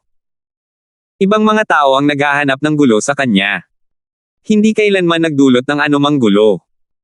Umiling si Heath at tumingin kay Alvin at mapanuksong sinabi, marahil, hindi ka aktibong nagdudulot ng gulo sa iba. Gayunpaman, sa pagkakaalam ko, hindi ka sinaktan ni Rodora sa anumang paraan. Bakit mo siya pinahiya sa unang pagkakataon na nakilala mo siya? Paanong hindi nagdudulot ng gulo? Natuwa si Heath nang magsalita siya. Hindi naman. Mariin na umiling si Alvin at sinabing, maaaring hindi ako ginulo ni Rodora. Gayunpaman, ang aking sense of justice ay napakahigpit. Si Rodora ay ang hamak ng fire worship sect. Sa palagay ko ay hindi mali na bugbugin ko ang isang tao kapag nakita ko sila. Si Alvin ay mukhang matuwid nang magsalita siya. Para siyang gumagawa ng pabor sa publiko sa pamamagitan ng pambubugbog kay Rodora. Malinaw na hindi naniniwala si Heath sa mga salita ni Alvin. Diretsahang tanong niya, hindi ko alam na ganoon kalakas ang hustisya mo. Huwag tayong magpatalo. Ano ang relasyon mo ni Brianna? Parang alam niyang binugbog ni Alvin si Rodora para kay Brianna. Tagapag-alaga Heath, bakit hindi mo itanong iyon sa iyong disipulo sa halip na tanungin ako? Tanong ni Alvin na may mapait na ngiti. Hindi na niya pinanatili ang kanyang matuwid na harapan. Paano mo nalaman na ako si Heath? Nagulat si Heath nang marinig niya ang mga salita ni Alvin. Sa 3 dakilang tagapangalaga ng fire worship sect, malamang na ikaw lang ang magpapakita ng emosyon kapag binanggit si Rodora. Kung tutuusin, siya ang dahilan kung bakit nakakulong ang iyong direktang disipulo sa enforcement hall, kumpiyansang sabi ni Alvin. Kanina, nang banggitin ni Heath si Rodora, naramdaman ni Alvin ang maliit na pagbabago sa kanyang emosyon. Si Alvin ay isang weapon specialist sa kanyang nakaraang buhay pagkatapos ng lahat. Siya ay mas matalino kaysa sa mga ordinaryong tao. Sa lahat ng 3 tagapag-alaga ng fire worship sect, si Heath lang ang makikinig kay Rodora. Si Rodora ang naging dahilan para makulong ang kanyang direktang disipulo sa enforcement hall. Saglit na natigilan si Heath nang marinig niya ang mga salita ni Alvin. Maya-maya, nagsimula na siyang tumawa. Pagkatapos niyang tumigil sa pagtawa, matalim niyang tiningnan si Alvin at nagtanong, Alvin, interesado ka bang maging disipulo ko? Nabalitaan ko na ang iyong master ay isang sectless cultivator, pero wala akong pakialam. Pagkatapos kitang makilala, kailangan kong sabihin na gusto ko talaga ang ugali mo. Kung ikaw ay magiging direktang disipulo ko, ipinapangako ko na hindi ko ipagtatanggol siyan kahit anong pagsisikap na ibigay sa iyo. Kung si Alvin ay naging disipulo ni Heath, ituturing niya ito pati na rin ang pakikitungo niya kay Brianna. How? Natigilan si Alvin nang marinig niya ang mga salita ni Heath. Hindi niya inaasahan na pumunta si Heath dito para lang hilingin sa kanya na maging direktang disipulo niya. Samantala, sa lower province ng Dow Marshall St. Land. Sa parang third-rate na puwersa, ang Asher Cloud Mansion. May isa pang hindi inanyayahang bisita na nagpakita sa Asher Cloud Mansion. Sa halip na magdala ng malaking grupong mga lalaki, ang lalaking ito ay nagpakita ng mag-isa. Upang maging mas tumpak, ang bisita ay hindi isang tao ngunit isang halimaw. 4 na metro ang taas ng halimaw. Taglay nito ang katawan ng tao at ulo ng baka. Mukha itong minotaur. Anong halimaw ito? Maraming Black Armored Guards ang napatay. Ang natitirang Black Armored Guards ay umatras sa labas ng main mansion ng Asher Cloud Mansion. Lahat sila ay natakot. 2063. Ang lakas ng Black Armored Guards ay malayong mas mababa kumpara sa 4 na metrong taas na halimaw. Napakahina ng mga tao. Ang halimaw na may hitsurang Minotaur ay mula sa Ox Devil Clan sa Land of Exile. Ito ay isang piling mandirigma mula sa angkan na dumating sa lower province ng Dao Martial Saint Land hindi pa matagal na ang nakalipas. Bago ito dumating sa Azure Cloud Mansion, nakapatay na ito ng maraming tao. Pinatay ng Ox Devil ang mga ordinaryong tao, Martial Cultivators, Dao Cultivators, at Devil Cultivators sa paglalakbay nito dito. Na-absorb nito ang lahat ng mahahalagang essences nila na epektibong nagpapataas ng lakas nito. Sa Land of Exile, bihira ang mga mapagkukunan ng pagtatanim at hindi maganda ang kapaligiran. Upang madagdagan ang kanilang lakas, kinailangan ng mga demonyo na lumunin ang iba pang mga diablo upang masipsip ang mahahalagang kakanyahan. Kung mas malakas ang isang diablo, mas maraming demonyo ang napatay nito. Kung ang mga diablo ay nilinang sa pamamagitan ng pagsipsip ng enerhiya ng langit at lupa sa kanilang paligid, aabutin sila ng napakatagal na panahon upang madagdagan ang kanilang lakas. Kung gaano man kalaban ang mga demonyo sa Land of Exile, nagkaisa sila nang umalis sila sa Land of Exile. Lahat sila ay nagbahagi ng mga karaniwang kaaway na maaari nilang kainin ang mga mahahalagang essences mula sa lahat. Hindi na nila kailangang magpatayan. Noong panahon ng Human Devil, ang mga demonyo ay nagsanib puwersa upang salakayin ang Saint Province Realm at pumatay ng maraming tao. Nabawi lamang ng Saint Province Realm ang kapayapaan ng ang mga powerhouse ng tao ay nagawang habulin ng mga demonyo pabalik sa Land of Exile at ayusin ang space barrier. Gayunpaman, ang mga nakaligtas mula sa panahong iyon ay hindi makakalimutan ang paghahari ng mga demonyo sa malaking takot. Tao. Siya. Tinawag ba niya tayong tao? Isa ba itong Saint Beast? Maraming Black Armored Guard ang nag-isip sa kanilang sarili nang marinig nila ang mga salita ng halimaw. Ito ay bahagyang mas malakas kaysa sa powerhouse mula sa Upper Province na dumating bago ito. Sa kasalukuyan, maaari na lamang nating hintayin na dalhin ni Lord Commander si Lord Mansion Master dito, mataimtim na sabi ng isa sa mga centurion ng Black Armored Army. Panginoong Mansion Master. Nagliwanag ang mga mata ng maraming Black Armored Guard nang mabanggit ang Mansion Master. Para bang siya ang lifeboy nila at sila ay nalulunod.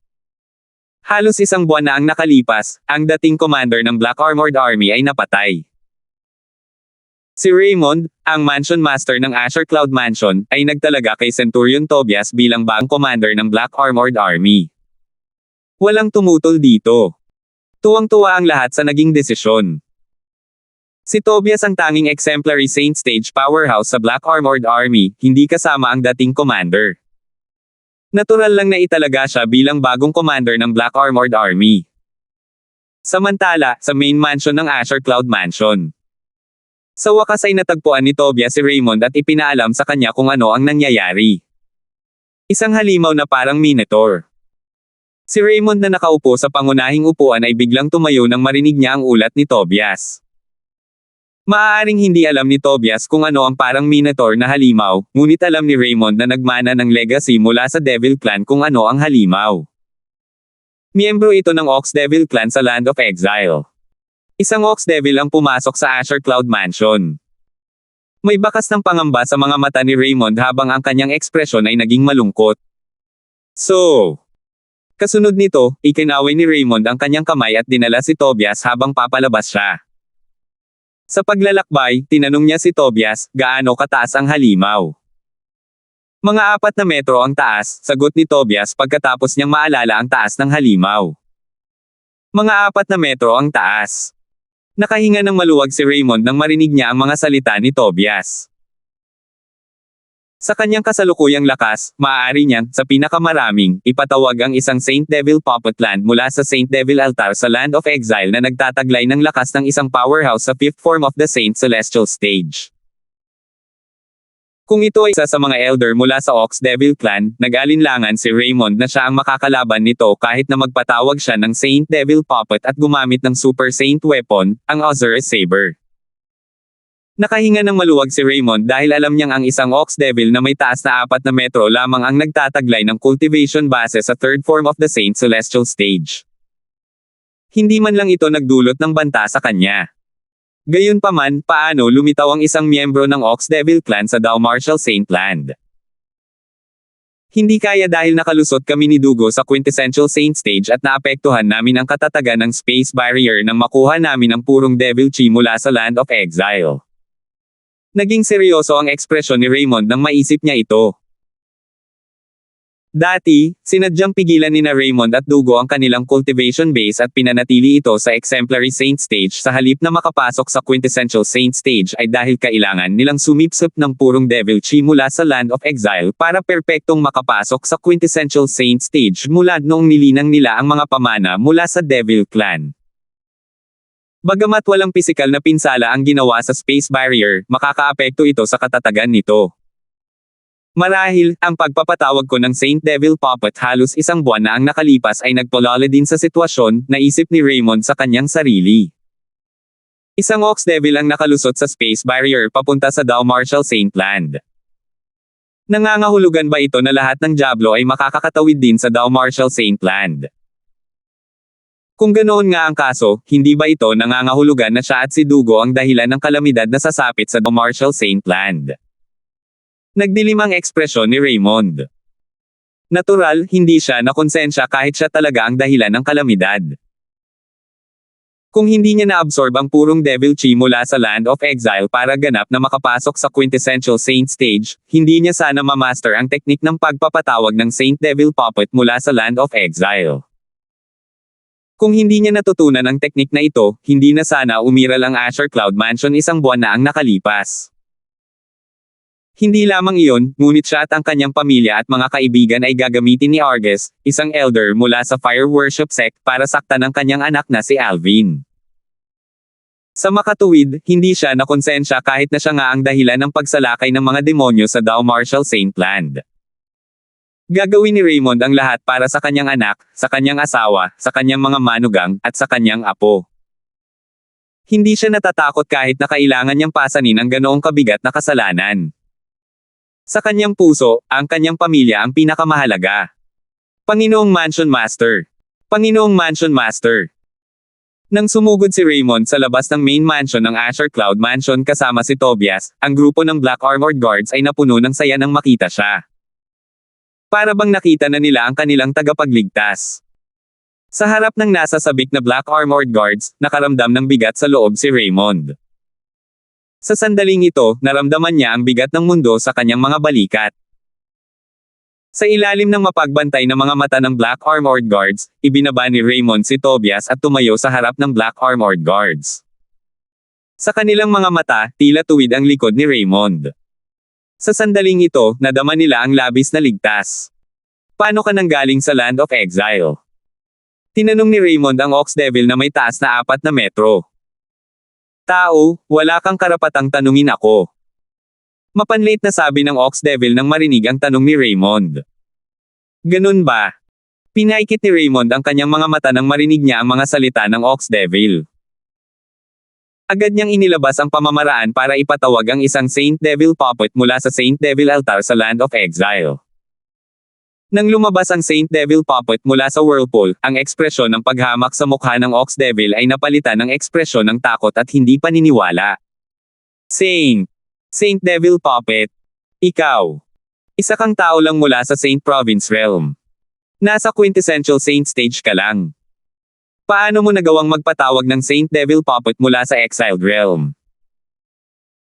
Sa sandaling ito, hindi lamang nakilala ng Ox Devil ang hugis humanoid na bato, ngunit natuklasan nito na ang Saint Devil Puppet ay mas malakas kaysa noon. Agad itong natakot. Wala kang kinalaman iyan. Napangiti si Raymond habang lumipad palabas at sumanib sa Saint Devil Puppet para kontrolin ito. Ang tanging naisip ng Ox Devil ay tumakas kapag nakaharap ang Saint Devil Puppet na halatang mas malakas kaysa noon. Tumalikod ito sa pagtatangkang tumakas sa pinakamabilis nitong bilis. Kailangan nitong ipaalam sa ika-10 elder ng Ox Devil Clan ang tungkol dito. May mga tao sa lower province ng Dao Martial Saint Land na nagdulot ng banta sa mga piling mandirigma mula sa Ox Devil Clan. 2064. Ang Ox Devil na may taas na halos 4 na metro ay nagtataglay lamang ng cultivation base sa third form of the Saint Celestial Stage.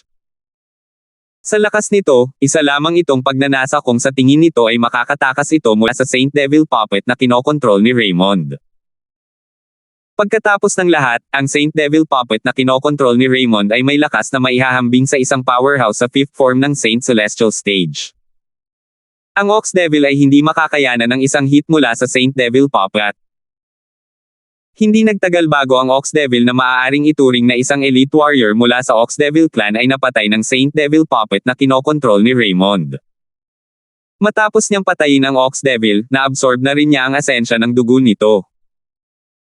Bagamat alam ni Raymond ang pamamaraan para sumipsip ng blood essence dahil ginawa ito ni Black Nether gamit ang kanyang katawan noong nakaraan, hindi pa niya ito sinubukan noon. Dahil sa pagiging bawal nito, hindi pa niya ito sinubukan. Ito ang dahilan kung bakit ang kanyang lakas ay mas mababa kaysa kay Dugo. Mula nang makapasok si Dugo sa Quintessential Saint Stage, ginamit niya ang pamamaraan ng pagsipsip ng mga asensya ng dugo sa maraming powerhouse sa lower province ng Dao Martial Saint Land. Dahil dito, ang kanyang cultivation base ay mabilis na lumapit sa Saint Celestial Stage. Gayunpaman, ang pagtanggi ni Raymond na sumipsip ng mga asensya ng dugo ng mga tao ay hindi nangangahulugan na siya ay may parehong pagkabalisa pagdating sa pagsipsip ng mga asensya ng dugo ng mga demonyo. Hindi nagatubili si Raymond nang makuha niya ang asensya ng dugo ng Ox Devil na nagmula sa Land of Exile. Sayang ang kasalukuyang soul energy ko ay hindi sapat para ibigay ko ang soul-searching secret tactic dito. Kung hindi, baka makakuha ako ng ilang impormasyon mula dito. Iba't ibang ekspresyon ang lumiwanag sa mukha ni Raymond pagkatapos niyang masipsip ang asensya ng dugo ng Ox Devil. Hindi ko alam kung ang Ox Devil na ito ang nag-iisang nakalampas sa space barrier patungo sa Dao Martial Saint Land o ang isang buong horde ng Ox Devils ay nakatawid din, naisip ni Raymond sa kanyang sarili habang may bakas ng pangamba sa kanyang mga mata. Gayunpaman, mas mabuti kung pumunta ako sa closed door cultivation sa ngayon para maayos na masipsip ang asensya ng dugo ng Ox Devil. Sa sandaling tapos na iyon, dapat akong makalusot sa Saint Celestial Stage. Bagamat hindi sigurado si Raymond tungkol sa sitwasyon tungkol sa Ox Devil clan, isang masamang pakiramdam ang bumalot sa kanyang puso. Pakiramdam niya ay babalik na ang Dao Martial Saint Land sa Human Devil era. Kung nilayon nilang makaligtas sa isang magulong panahon tulad ng Human Devil era, kailangan nilang lumakas. Kung hindi, sila ay papatayin sa kalaunan at ang kanilang mga asensya ng dugo ay hinihigop ng mga demonyo. Sila ay magsisilbi lamang upang palakasin ang mga demonyo. Para sa kanyang sarili man ito o para sa kanyang mga mahal sa buhay at sa Azure Cloud Mansion, dapat maging mas malakas si Raymond sa maikling panahon. Ito lang ang paraan para maprotektahan niya ang mga taong mahal niya sa mga panahong mapanganib. Matapos makipag-usap kay Tobias at turuan siyang makipag-usap sa Black Armored Guards, nagmamadaling umalis si Raymond at bumalik sa main mansion para pumasok sa closed door cultivation. Ang Black Armored Guards ay tulala na nakatingin sa papaalis na figure ni Raymond. Ilang sandali pa bago sila nagkamalay. Maaari silang ituring na mapalad na nasa Azure Cloud Mansion. Pagkatapos ng lahat, mayroon silang isang makapangyarihang Mansion Master na nagawang pumatay ng isang elite warrior mula sa Ox Devil clan. Ang mga tao mula sa Mountain Shade Black Market ay walang alinlangan na maswerte rin. Ang kanilang pinuno ay sapat na malakas upang panatilihin silang ligtas at maayos mula sa mga piling mandirigma ng Ox Devil clan. Gayunpaman, ang iba pang quasi-third rate na puwersa ay hindi kasing palad. Halimbawa, ang quasi-third rate na puwersa na kinabibilangan ni Alvin, ang Mystical Sky Mansion, ay nilipol ng isang elite warrior mula sa Ox Devil clan. Marami sa matataas na opisyal at alagad ng Mystical Sky Mansion ang pinatay at nilamon. Iilan lamang ang maswerteng matataas na opisyal at alagad ng Mystical Sky Mansion na nakalabas sa Mystical Sky Mansion sa tamang panahon. Ang isa sa kanila ay si Felina na medyo malapit kay Alvin noong panahon niya sa Mystical Sky Mansion. Isa pa, crush niya rin siya. Matapos tumakas si Felina sa Mystical Sky Mansion, bumalik siya sa 4th Rate Force, ang Tyrannical Saber Mansion. Gayunpaman, natuklasan niya ang Tyrannical Saber Mansion sa mga guho. Maraming buhay ang nawala at nagkalat ang mga bangkay sa buong lugar. Ang kanyang lolo ay pinatay bago ang kanyang kakanyahan ng dugo ay nasisipsip, na naging isang tuyong bangkay. Lolo. Lumuhad si Felina sa tabi ng katawan ng kanyang lolo habang umaagos ang mga luha sa kanyang mukha. Ang kanyang maselang hitsura ay pumukaw ng simpatiya ng iba kung makikita nila siya. Pagkaraan ng ilang sandali, tumigil sa pag-iyak si Felina at pinunasan ang mga luha sa kanyang mukha. Nanlamig ang mga mata niya. Isang apoy ng puot ang bumangon sa kanyang puso. Tinawag ng Malaminator na halimaw ang kanyang sarili na isang elite warrior mula sa Ox Devil Clan. Ano ang Ox Devil Clan? Nalito si Felina dahil hindi pa niya narinig ang tungkol sa Ox Devil Clan. Ang Ox Devil Clan ay tila lumitaw sa labas ng hangin. Bukod dito, ang Ox Devil na nagsabing siya ay isang elite warrior ng angkan ay tila nagtataglay din ng lakas na lumalaban sa langit. Kahit isang taong kasing lakas ng Mansion Master ng Mystical Sky Mansion ay napatay sa isang suntok lang. Naramdaman ni Felina ang kawalan ng kakayahan nang maalala niya ang eksena ng pagkatay ng Ox Devil sa mga tao sa Mystical Sky Mansion. Mayroon bang pag-asa para sa paghihiganti? Makakapaghiganti kaya siya? Pagkatapos umalis sa Tyrannical Saber Mansion, naglakad-lakad si Felina ng walang patutunguhan. Sa daan, nakita niya ang maraming tuyong bangkay na nagkalat sa buong lugar. Ang mga bangkay ay nagdala ng mga hindi gustong alaala na naging dahilan upang siya ay halos masira. Sa hindi maipaliwanag na dahilan, natagpuan ni Felina ang kanyang sarili na patungo sa direksyon ng Azure Cloud Mansion. Siguro dahil ang taong nagustuhan niya ay ang Young Mansion Master ng Azure Cloud Mansion o baka alam niyang malakas ang Azure Cloud Mansion kaya mas ligtas doon. Ano man ang mga dahilan, natagpuan niya ang kanyang sarili doon. Natural, si Alvin na nasa Upper Province ng Dao Marshall Saintland ay walang kamalay-malay sa kaguluhang sumiklab sa Lower Province.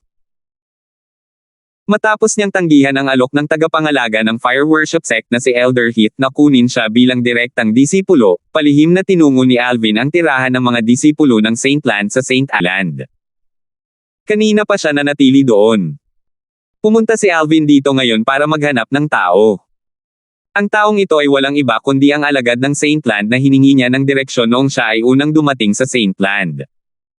Ang taong ito ay si Gilbert. Nang haminin ni Alvin si Wenyang sa isang death duel, si Gilbert ay tumaya ng husto sa kanya ng walang anumang pag-aalinlangan.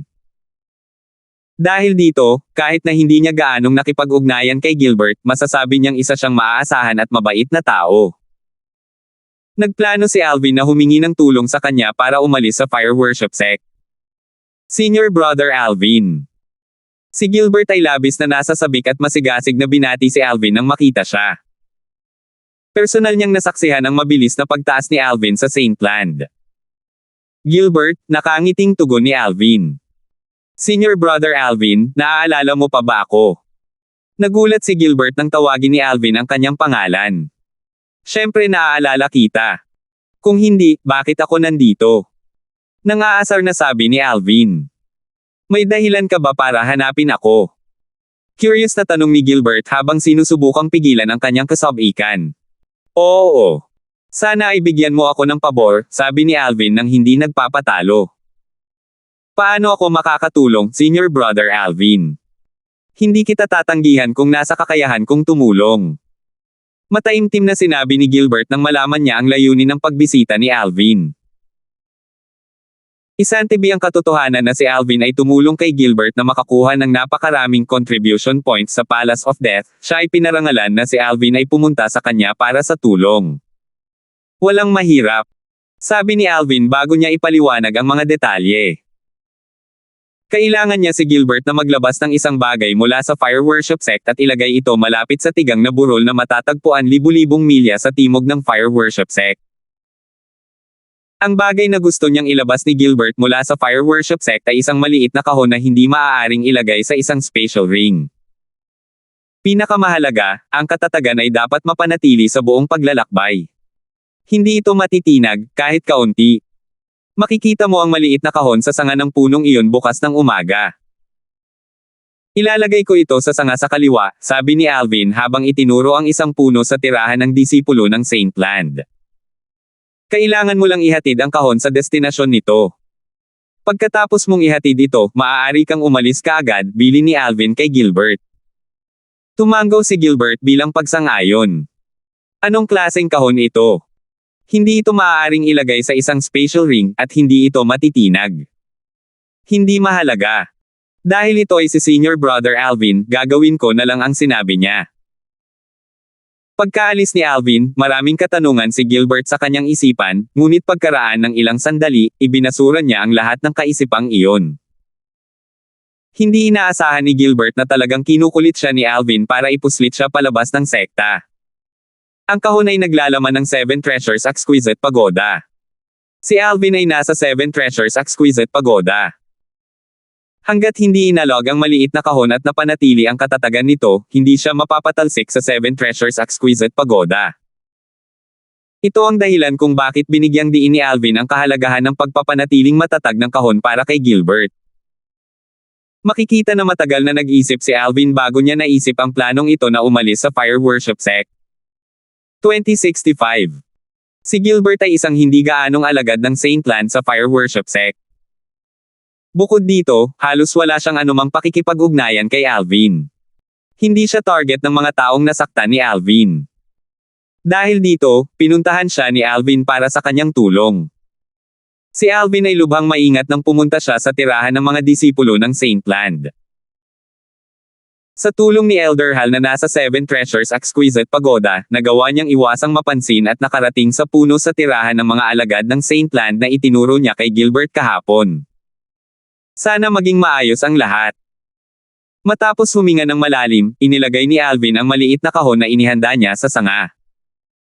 Pinaliit niya ang 7 Treasures Exquisite Pagoda sa loob ng kahon.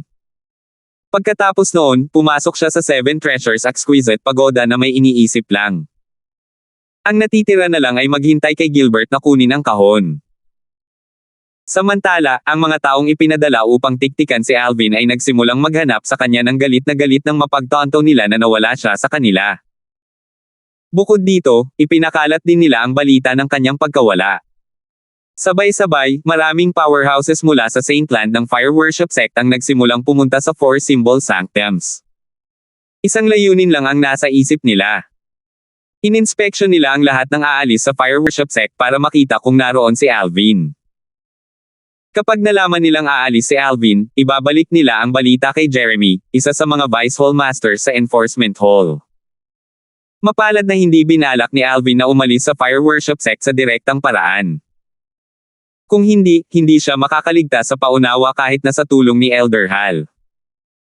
Tiyak na maaari siyang magkaila, ngunit ang kanyang figure at aura ay magbibigay sa kanya. Dahil dito, hindi siya nang ahas na makipagsapalaran. Hanggat may pamilyar sa kanya, makikita nila ang kanyang disguise. Samantala, tahimik sa tirahan ng mga alagad ng Saint Land hindi tulad ng magulong 4 Symbol Sanctums. Habang ang mga tauhan ni Vice Hall Master Jeremy ay nakatalaga sa paligid ng 4 Symbol Sanctum ng Fire Worship Sect at binabantayan ang bawat kaluluwang umaalis sa sekta, isang figure ang lumabas sa isa sa mga bahay na bato sa tirahan ng mga alagad ng Saint Land. Malinaw na ang taong ito ay isang alagad ng Saint Land. Oras na. Ang disipulo ng Saint Land ay walang iba kundi si Gilbert na hinahanap ni Alvin kahapon. Siya ang pangunahing salik na magdedetermina kung ligtas na makakaalis si Alvin sa Fire Worship Sect. Hanggat hindi nagkakamali si Gilbert, dapat ay makaalis na siya sa Fire Worship Sect nang walang anumang problema. Maya-maya, lumapit si Gilbert sa puno na itinuro sa kanya ni Alvin kahapon. Katulad ng sinabi niya, may isang maliit na kahon sa lugar na kanilang napagkasunduan. Bagamat si Gilbert ay labis na nakikiusyoso sa nilalaman ng kahon dahil sinabi sa kanya ni Alvin na mag-ingat na hindi man lang ito alugin, nagawa niyang pigilan ang kanyang pagkamausisa. Hindi niya binuksan ang kahon para tingnan ang lahat. Huwag kang mag-alala, Senior Brother Alvin. Gagawin ko ng maayos. Matapos huminga ng malalim, maingat na kinuha ni Gilbert ang kahon at tiniyak na ito ay matatag bago siya lumipad palabas ng Saint Land ng Fire Worship Sect. Pagkaalis niya sa Saint Land, tinahak niya ang daan patimog dala ang maliit na kahon. Mayroong panuntunan sa Fire Worship Sect na nagsasaad na ang mga disipulo ay hindi pinahintulutang pumasok ng walang ingat sa alinman sa 4 Symbol Sanctums. Gayunpaman, maaaring umalis ang mga disipulo sa fire worship sect kung tatahakin nila ang ruta sa paligid ng Black Turtle Sanctum. Bukod sa maingat na pagbabantay sa maliit na kahon sa kanyang kamay, walang ibang pinapansin si Gilbert sa daan. Hindi man lang niya namalaya na may mga Silver Flame Elders na tumititik sa kanya. Gayunpaman, hindi nila ginawang mahirap ang mga bagay para sa kanya.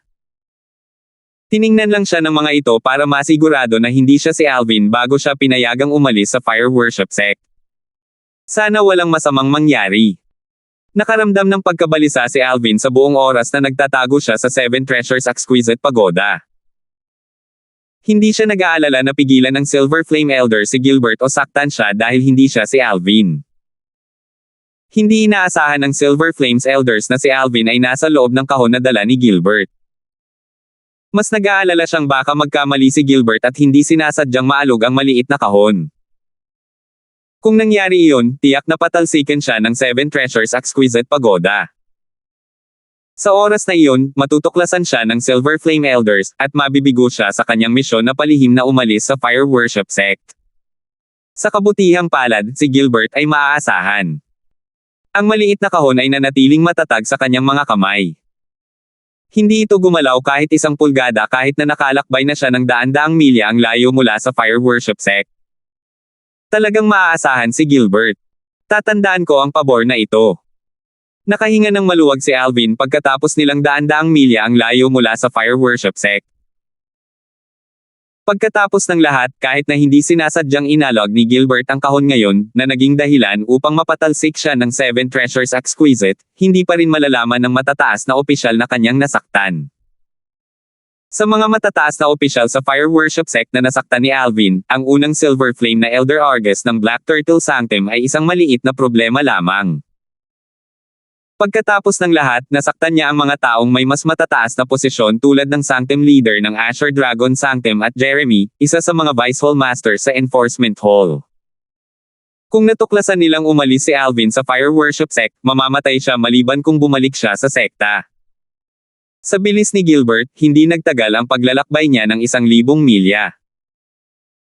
Ito dapat ang lugar na binanggit ni Senior Brother Alvin, bulong ni Gilbert sa sarili habang nakatingin sa tigang na burol sa kanyang harapan. Pagkalapag niya, inilagay niya ang maliit na kahon sa lupa at umalis ng hindi lumilingon. Matapos kumpirmahin na umalis na si Gilbert, lumabas si Alvin mula sa Seven Treasures Exquisite Pagoda at inilagay ang Seven Treasures Exquisite Pagoda bago niya itinapon ang maliit na kahon sa kanyang spatial ring.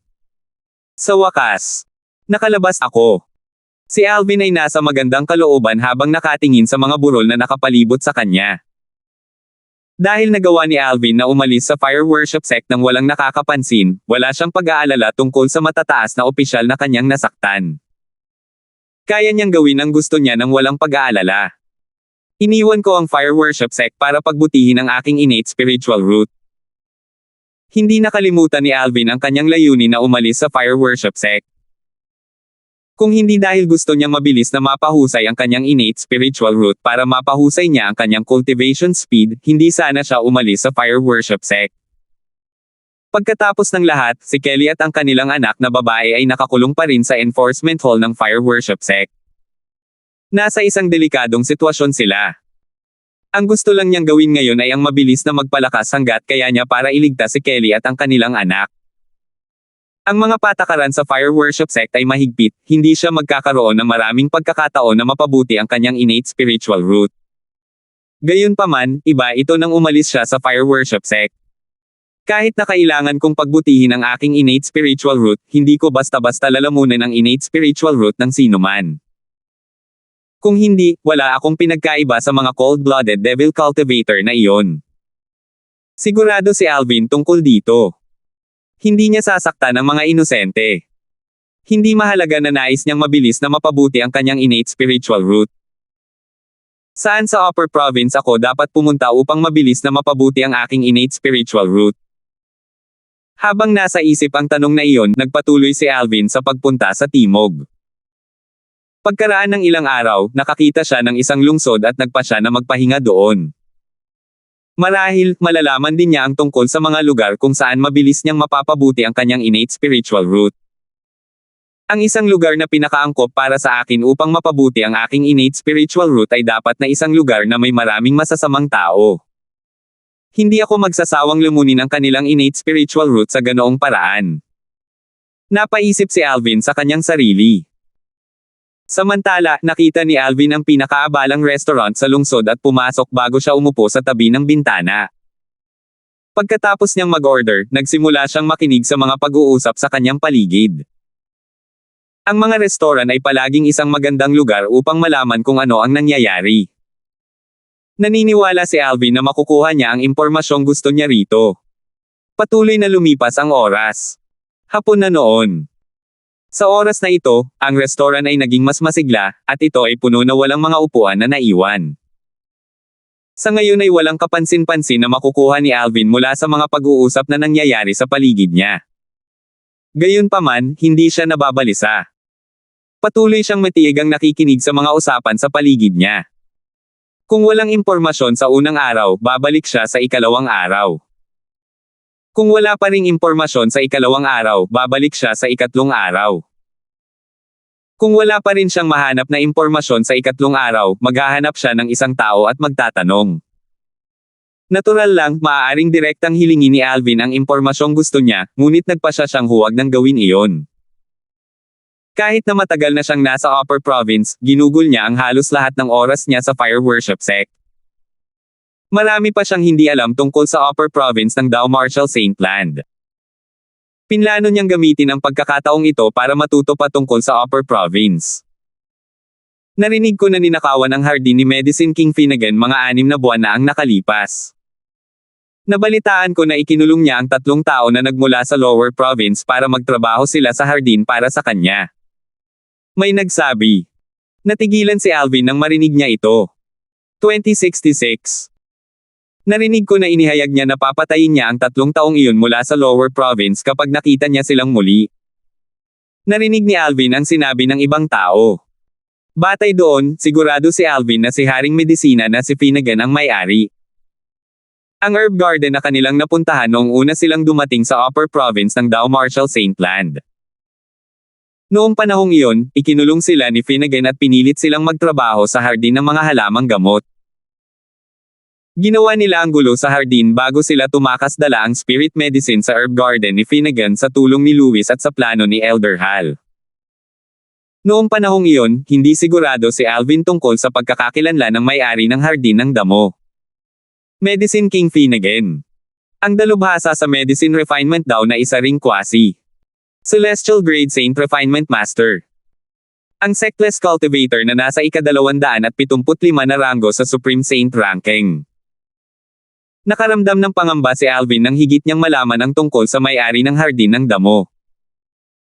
Ang isang sectless cultivator na nasa ika-275 na ranggo sa Supreme Saint ranking ay tiyak na nasa third form of the Saint Celestial stage kahit na wala siya sa tukok nito.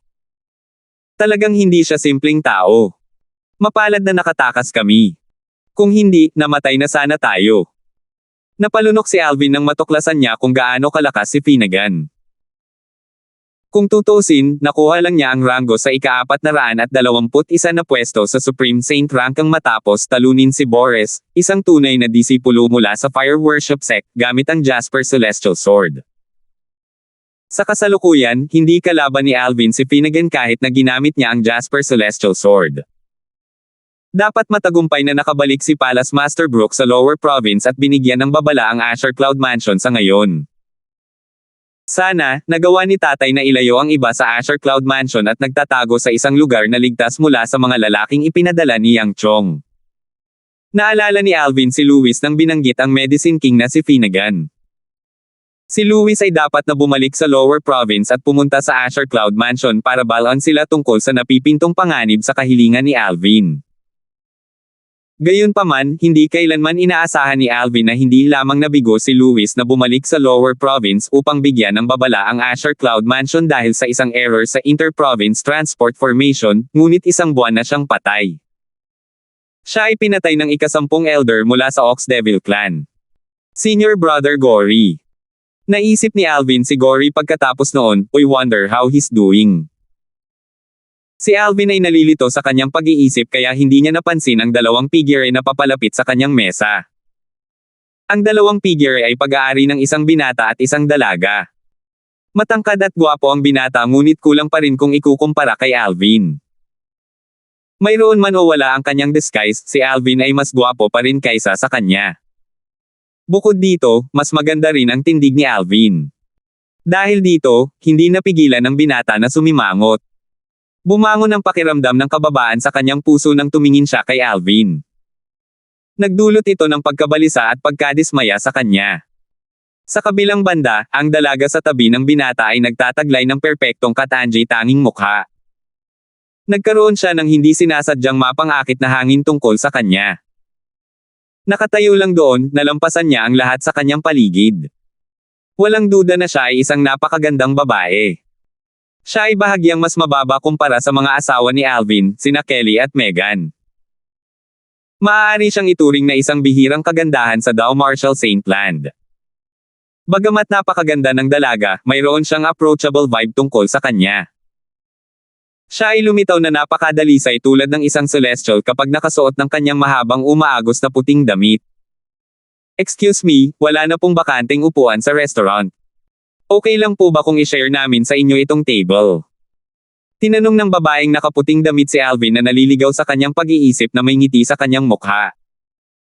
Ang kanyang boses ay malambot at nakalulugod sa pandinig. Nabawi ni Alvin ang kanyang katinoan nang magsalita siya. Natural, hindi napansin ni Alvin ang paglapit nila sa kanya dahil hindi siya nakakaramdam ng anumang puot mula sa kanila. Sorry. Anong sabi mo? Lumiwanag ang mga mata ni Alvin nang makita niya ang babaeng nakasuot ng puting damit. Wala pa siyang nakita ganoon kaganda mula noong dumating siya sa Upper Province ng Dow Marshall St. Land bukod kay Brianna na kamukha ni Kelly. Can we share this table with you? Wala nang bakanteng upuan sa restaurant, matiyagang inulit ng babaeng nakaputing damit ang kanyang sinabi. Namula ang pisngi niya nang hindi sinasadya nang tumingin siya sa mga mata ng binata sa harapan niya. Panay ang titig niya hindi tulad ng ibang lalaki na kadalasang nakatingin sa kanya ng masama. Agad siyang humanga at nagkaroon ng magandang impresyon sa binata sa harapan niya. Ito ang unang pagkakataon na nagkaroon siya ng paborebleng impresyon sa isang lalaki na walang kadugo sa kanya. Oo naman. Tumanggaw si Alvin. Agad naman siyang pumayag sa hiling ng babaeng nakasuot ng puti dahil maganda rin ang impresyon nito sa kanya. Sa lahat ng ito, hindi nilingon ni Alvin ang binata na nakatayo sa tabi niya. Bakas ang selos at galit sa mga mata ng binata nang makita niya kung paano namula ang pisngi ng dalaga nang kausapin nito si Alvin. Noon pa man ay babae ang trato niya sa dalaga, ngunit hindi pa siya umarte ng ganoon kaiya sa harap niya. Ito ay walang alinlangan na ikinagalit niya. Salamat. Nagpasalamat ang babaeng nakaputing damit kay Alvin at umupo sa tabi niya. Lalong namula ang pisngi niya pagkaupo niya. Ang mga mesa sa restaurant ay may dalawang bangko sa gilid. Dahil ayaw ng dalaga na maupo sa kasama niyang binata, nagpasya siyang umupo sa tabi ni Alvin kahit na ito ay isang estranghero. She felt safe with him since it seems like wala itong maling pag-iisip tungkol sa kanya hindi tulad ng karamihan sa mga lalaki, kasama na ang binatang sumama sa kanya. Nagulat si Alvin sa pagkilos ng babaeng nakasuot ng puting damit. Nang makabawi siya, naamoy niya ang kakaibang halimuyak na nagpapahinga sa kanya. Lalong nagalit ang binata na kanina pa galit nang makita ang babaeng nakasuot ng puting damit ay piniling umupo sa tabi ng estranghero imbes na umupo sa tabi niya. Ira, paano ka makakaupo sa isang estranghero? Bilisan mo, halika at maupo ka sa tabi ko, sabi ng binata pagkatapos niyang maupo sa kabilang bench.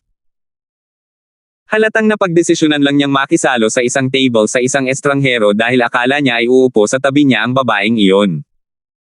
Ito na ang huling pagkakataon na sasabihin ko ito sa iyo. Huwag mo akong tawaging Ira. Hindi tayo ganoon ka-close. Maaari mo akong tawaging Ira, sabi ng dalaga na may bakas ng galit. Naging malamig ang maamo niyang ekspresyon ng magsalita. Ira.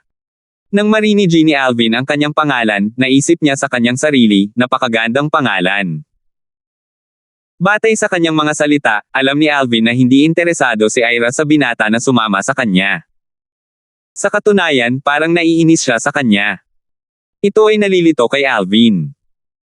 Bakit siya pumayag na kumain kasama si Renny Boy Dorian sa restaurant na ito kung naiinis siya sa kanya? Napakahiwaga talaga ng puso ng isang babae. Bahagyang nabawasan ang magandang impresyon ni Alvin sa kanya. Nang marinig ang mga salita ni Ira, malamig na kumislap ang mga mata ni Renny Boy Dorian.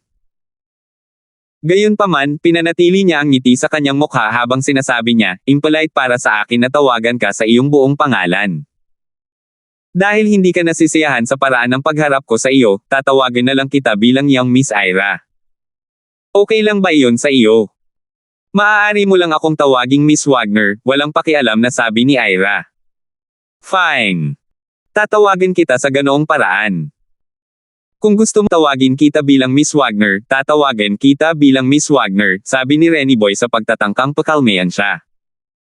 Gayunpaman, isinumpa niya sa loob, "Pagkatapos kitang pakasalan, haharapin kita. Tingnan natin kung paano ka humingi ng awa kapag nasa ilalim ka ng katawan ko. Miss Wagner, paano kung umupo sa tabi ko?" sabi ni Renny Boy kay Ira. Umaasa siyang tatayo ito at maupo sa tabi niya. Ayaw niyang palampasin ang pagkakataong makalapit sa kanya. Bukod dito, nakaupo siya sa tabi ng isang lalaki na mas maganda sa kanya at mas maganda ang tindig kaysa sa kanya. "Ayos lang. Komportable akong nakaupo dito." Tinanggihan ni Ira ang imbitasyon ni Renny Boy. Agad na nagdilim ang ekspresyon ni Renny Boy.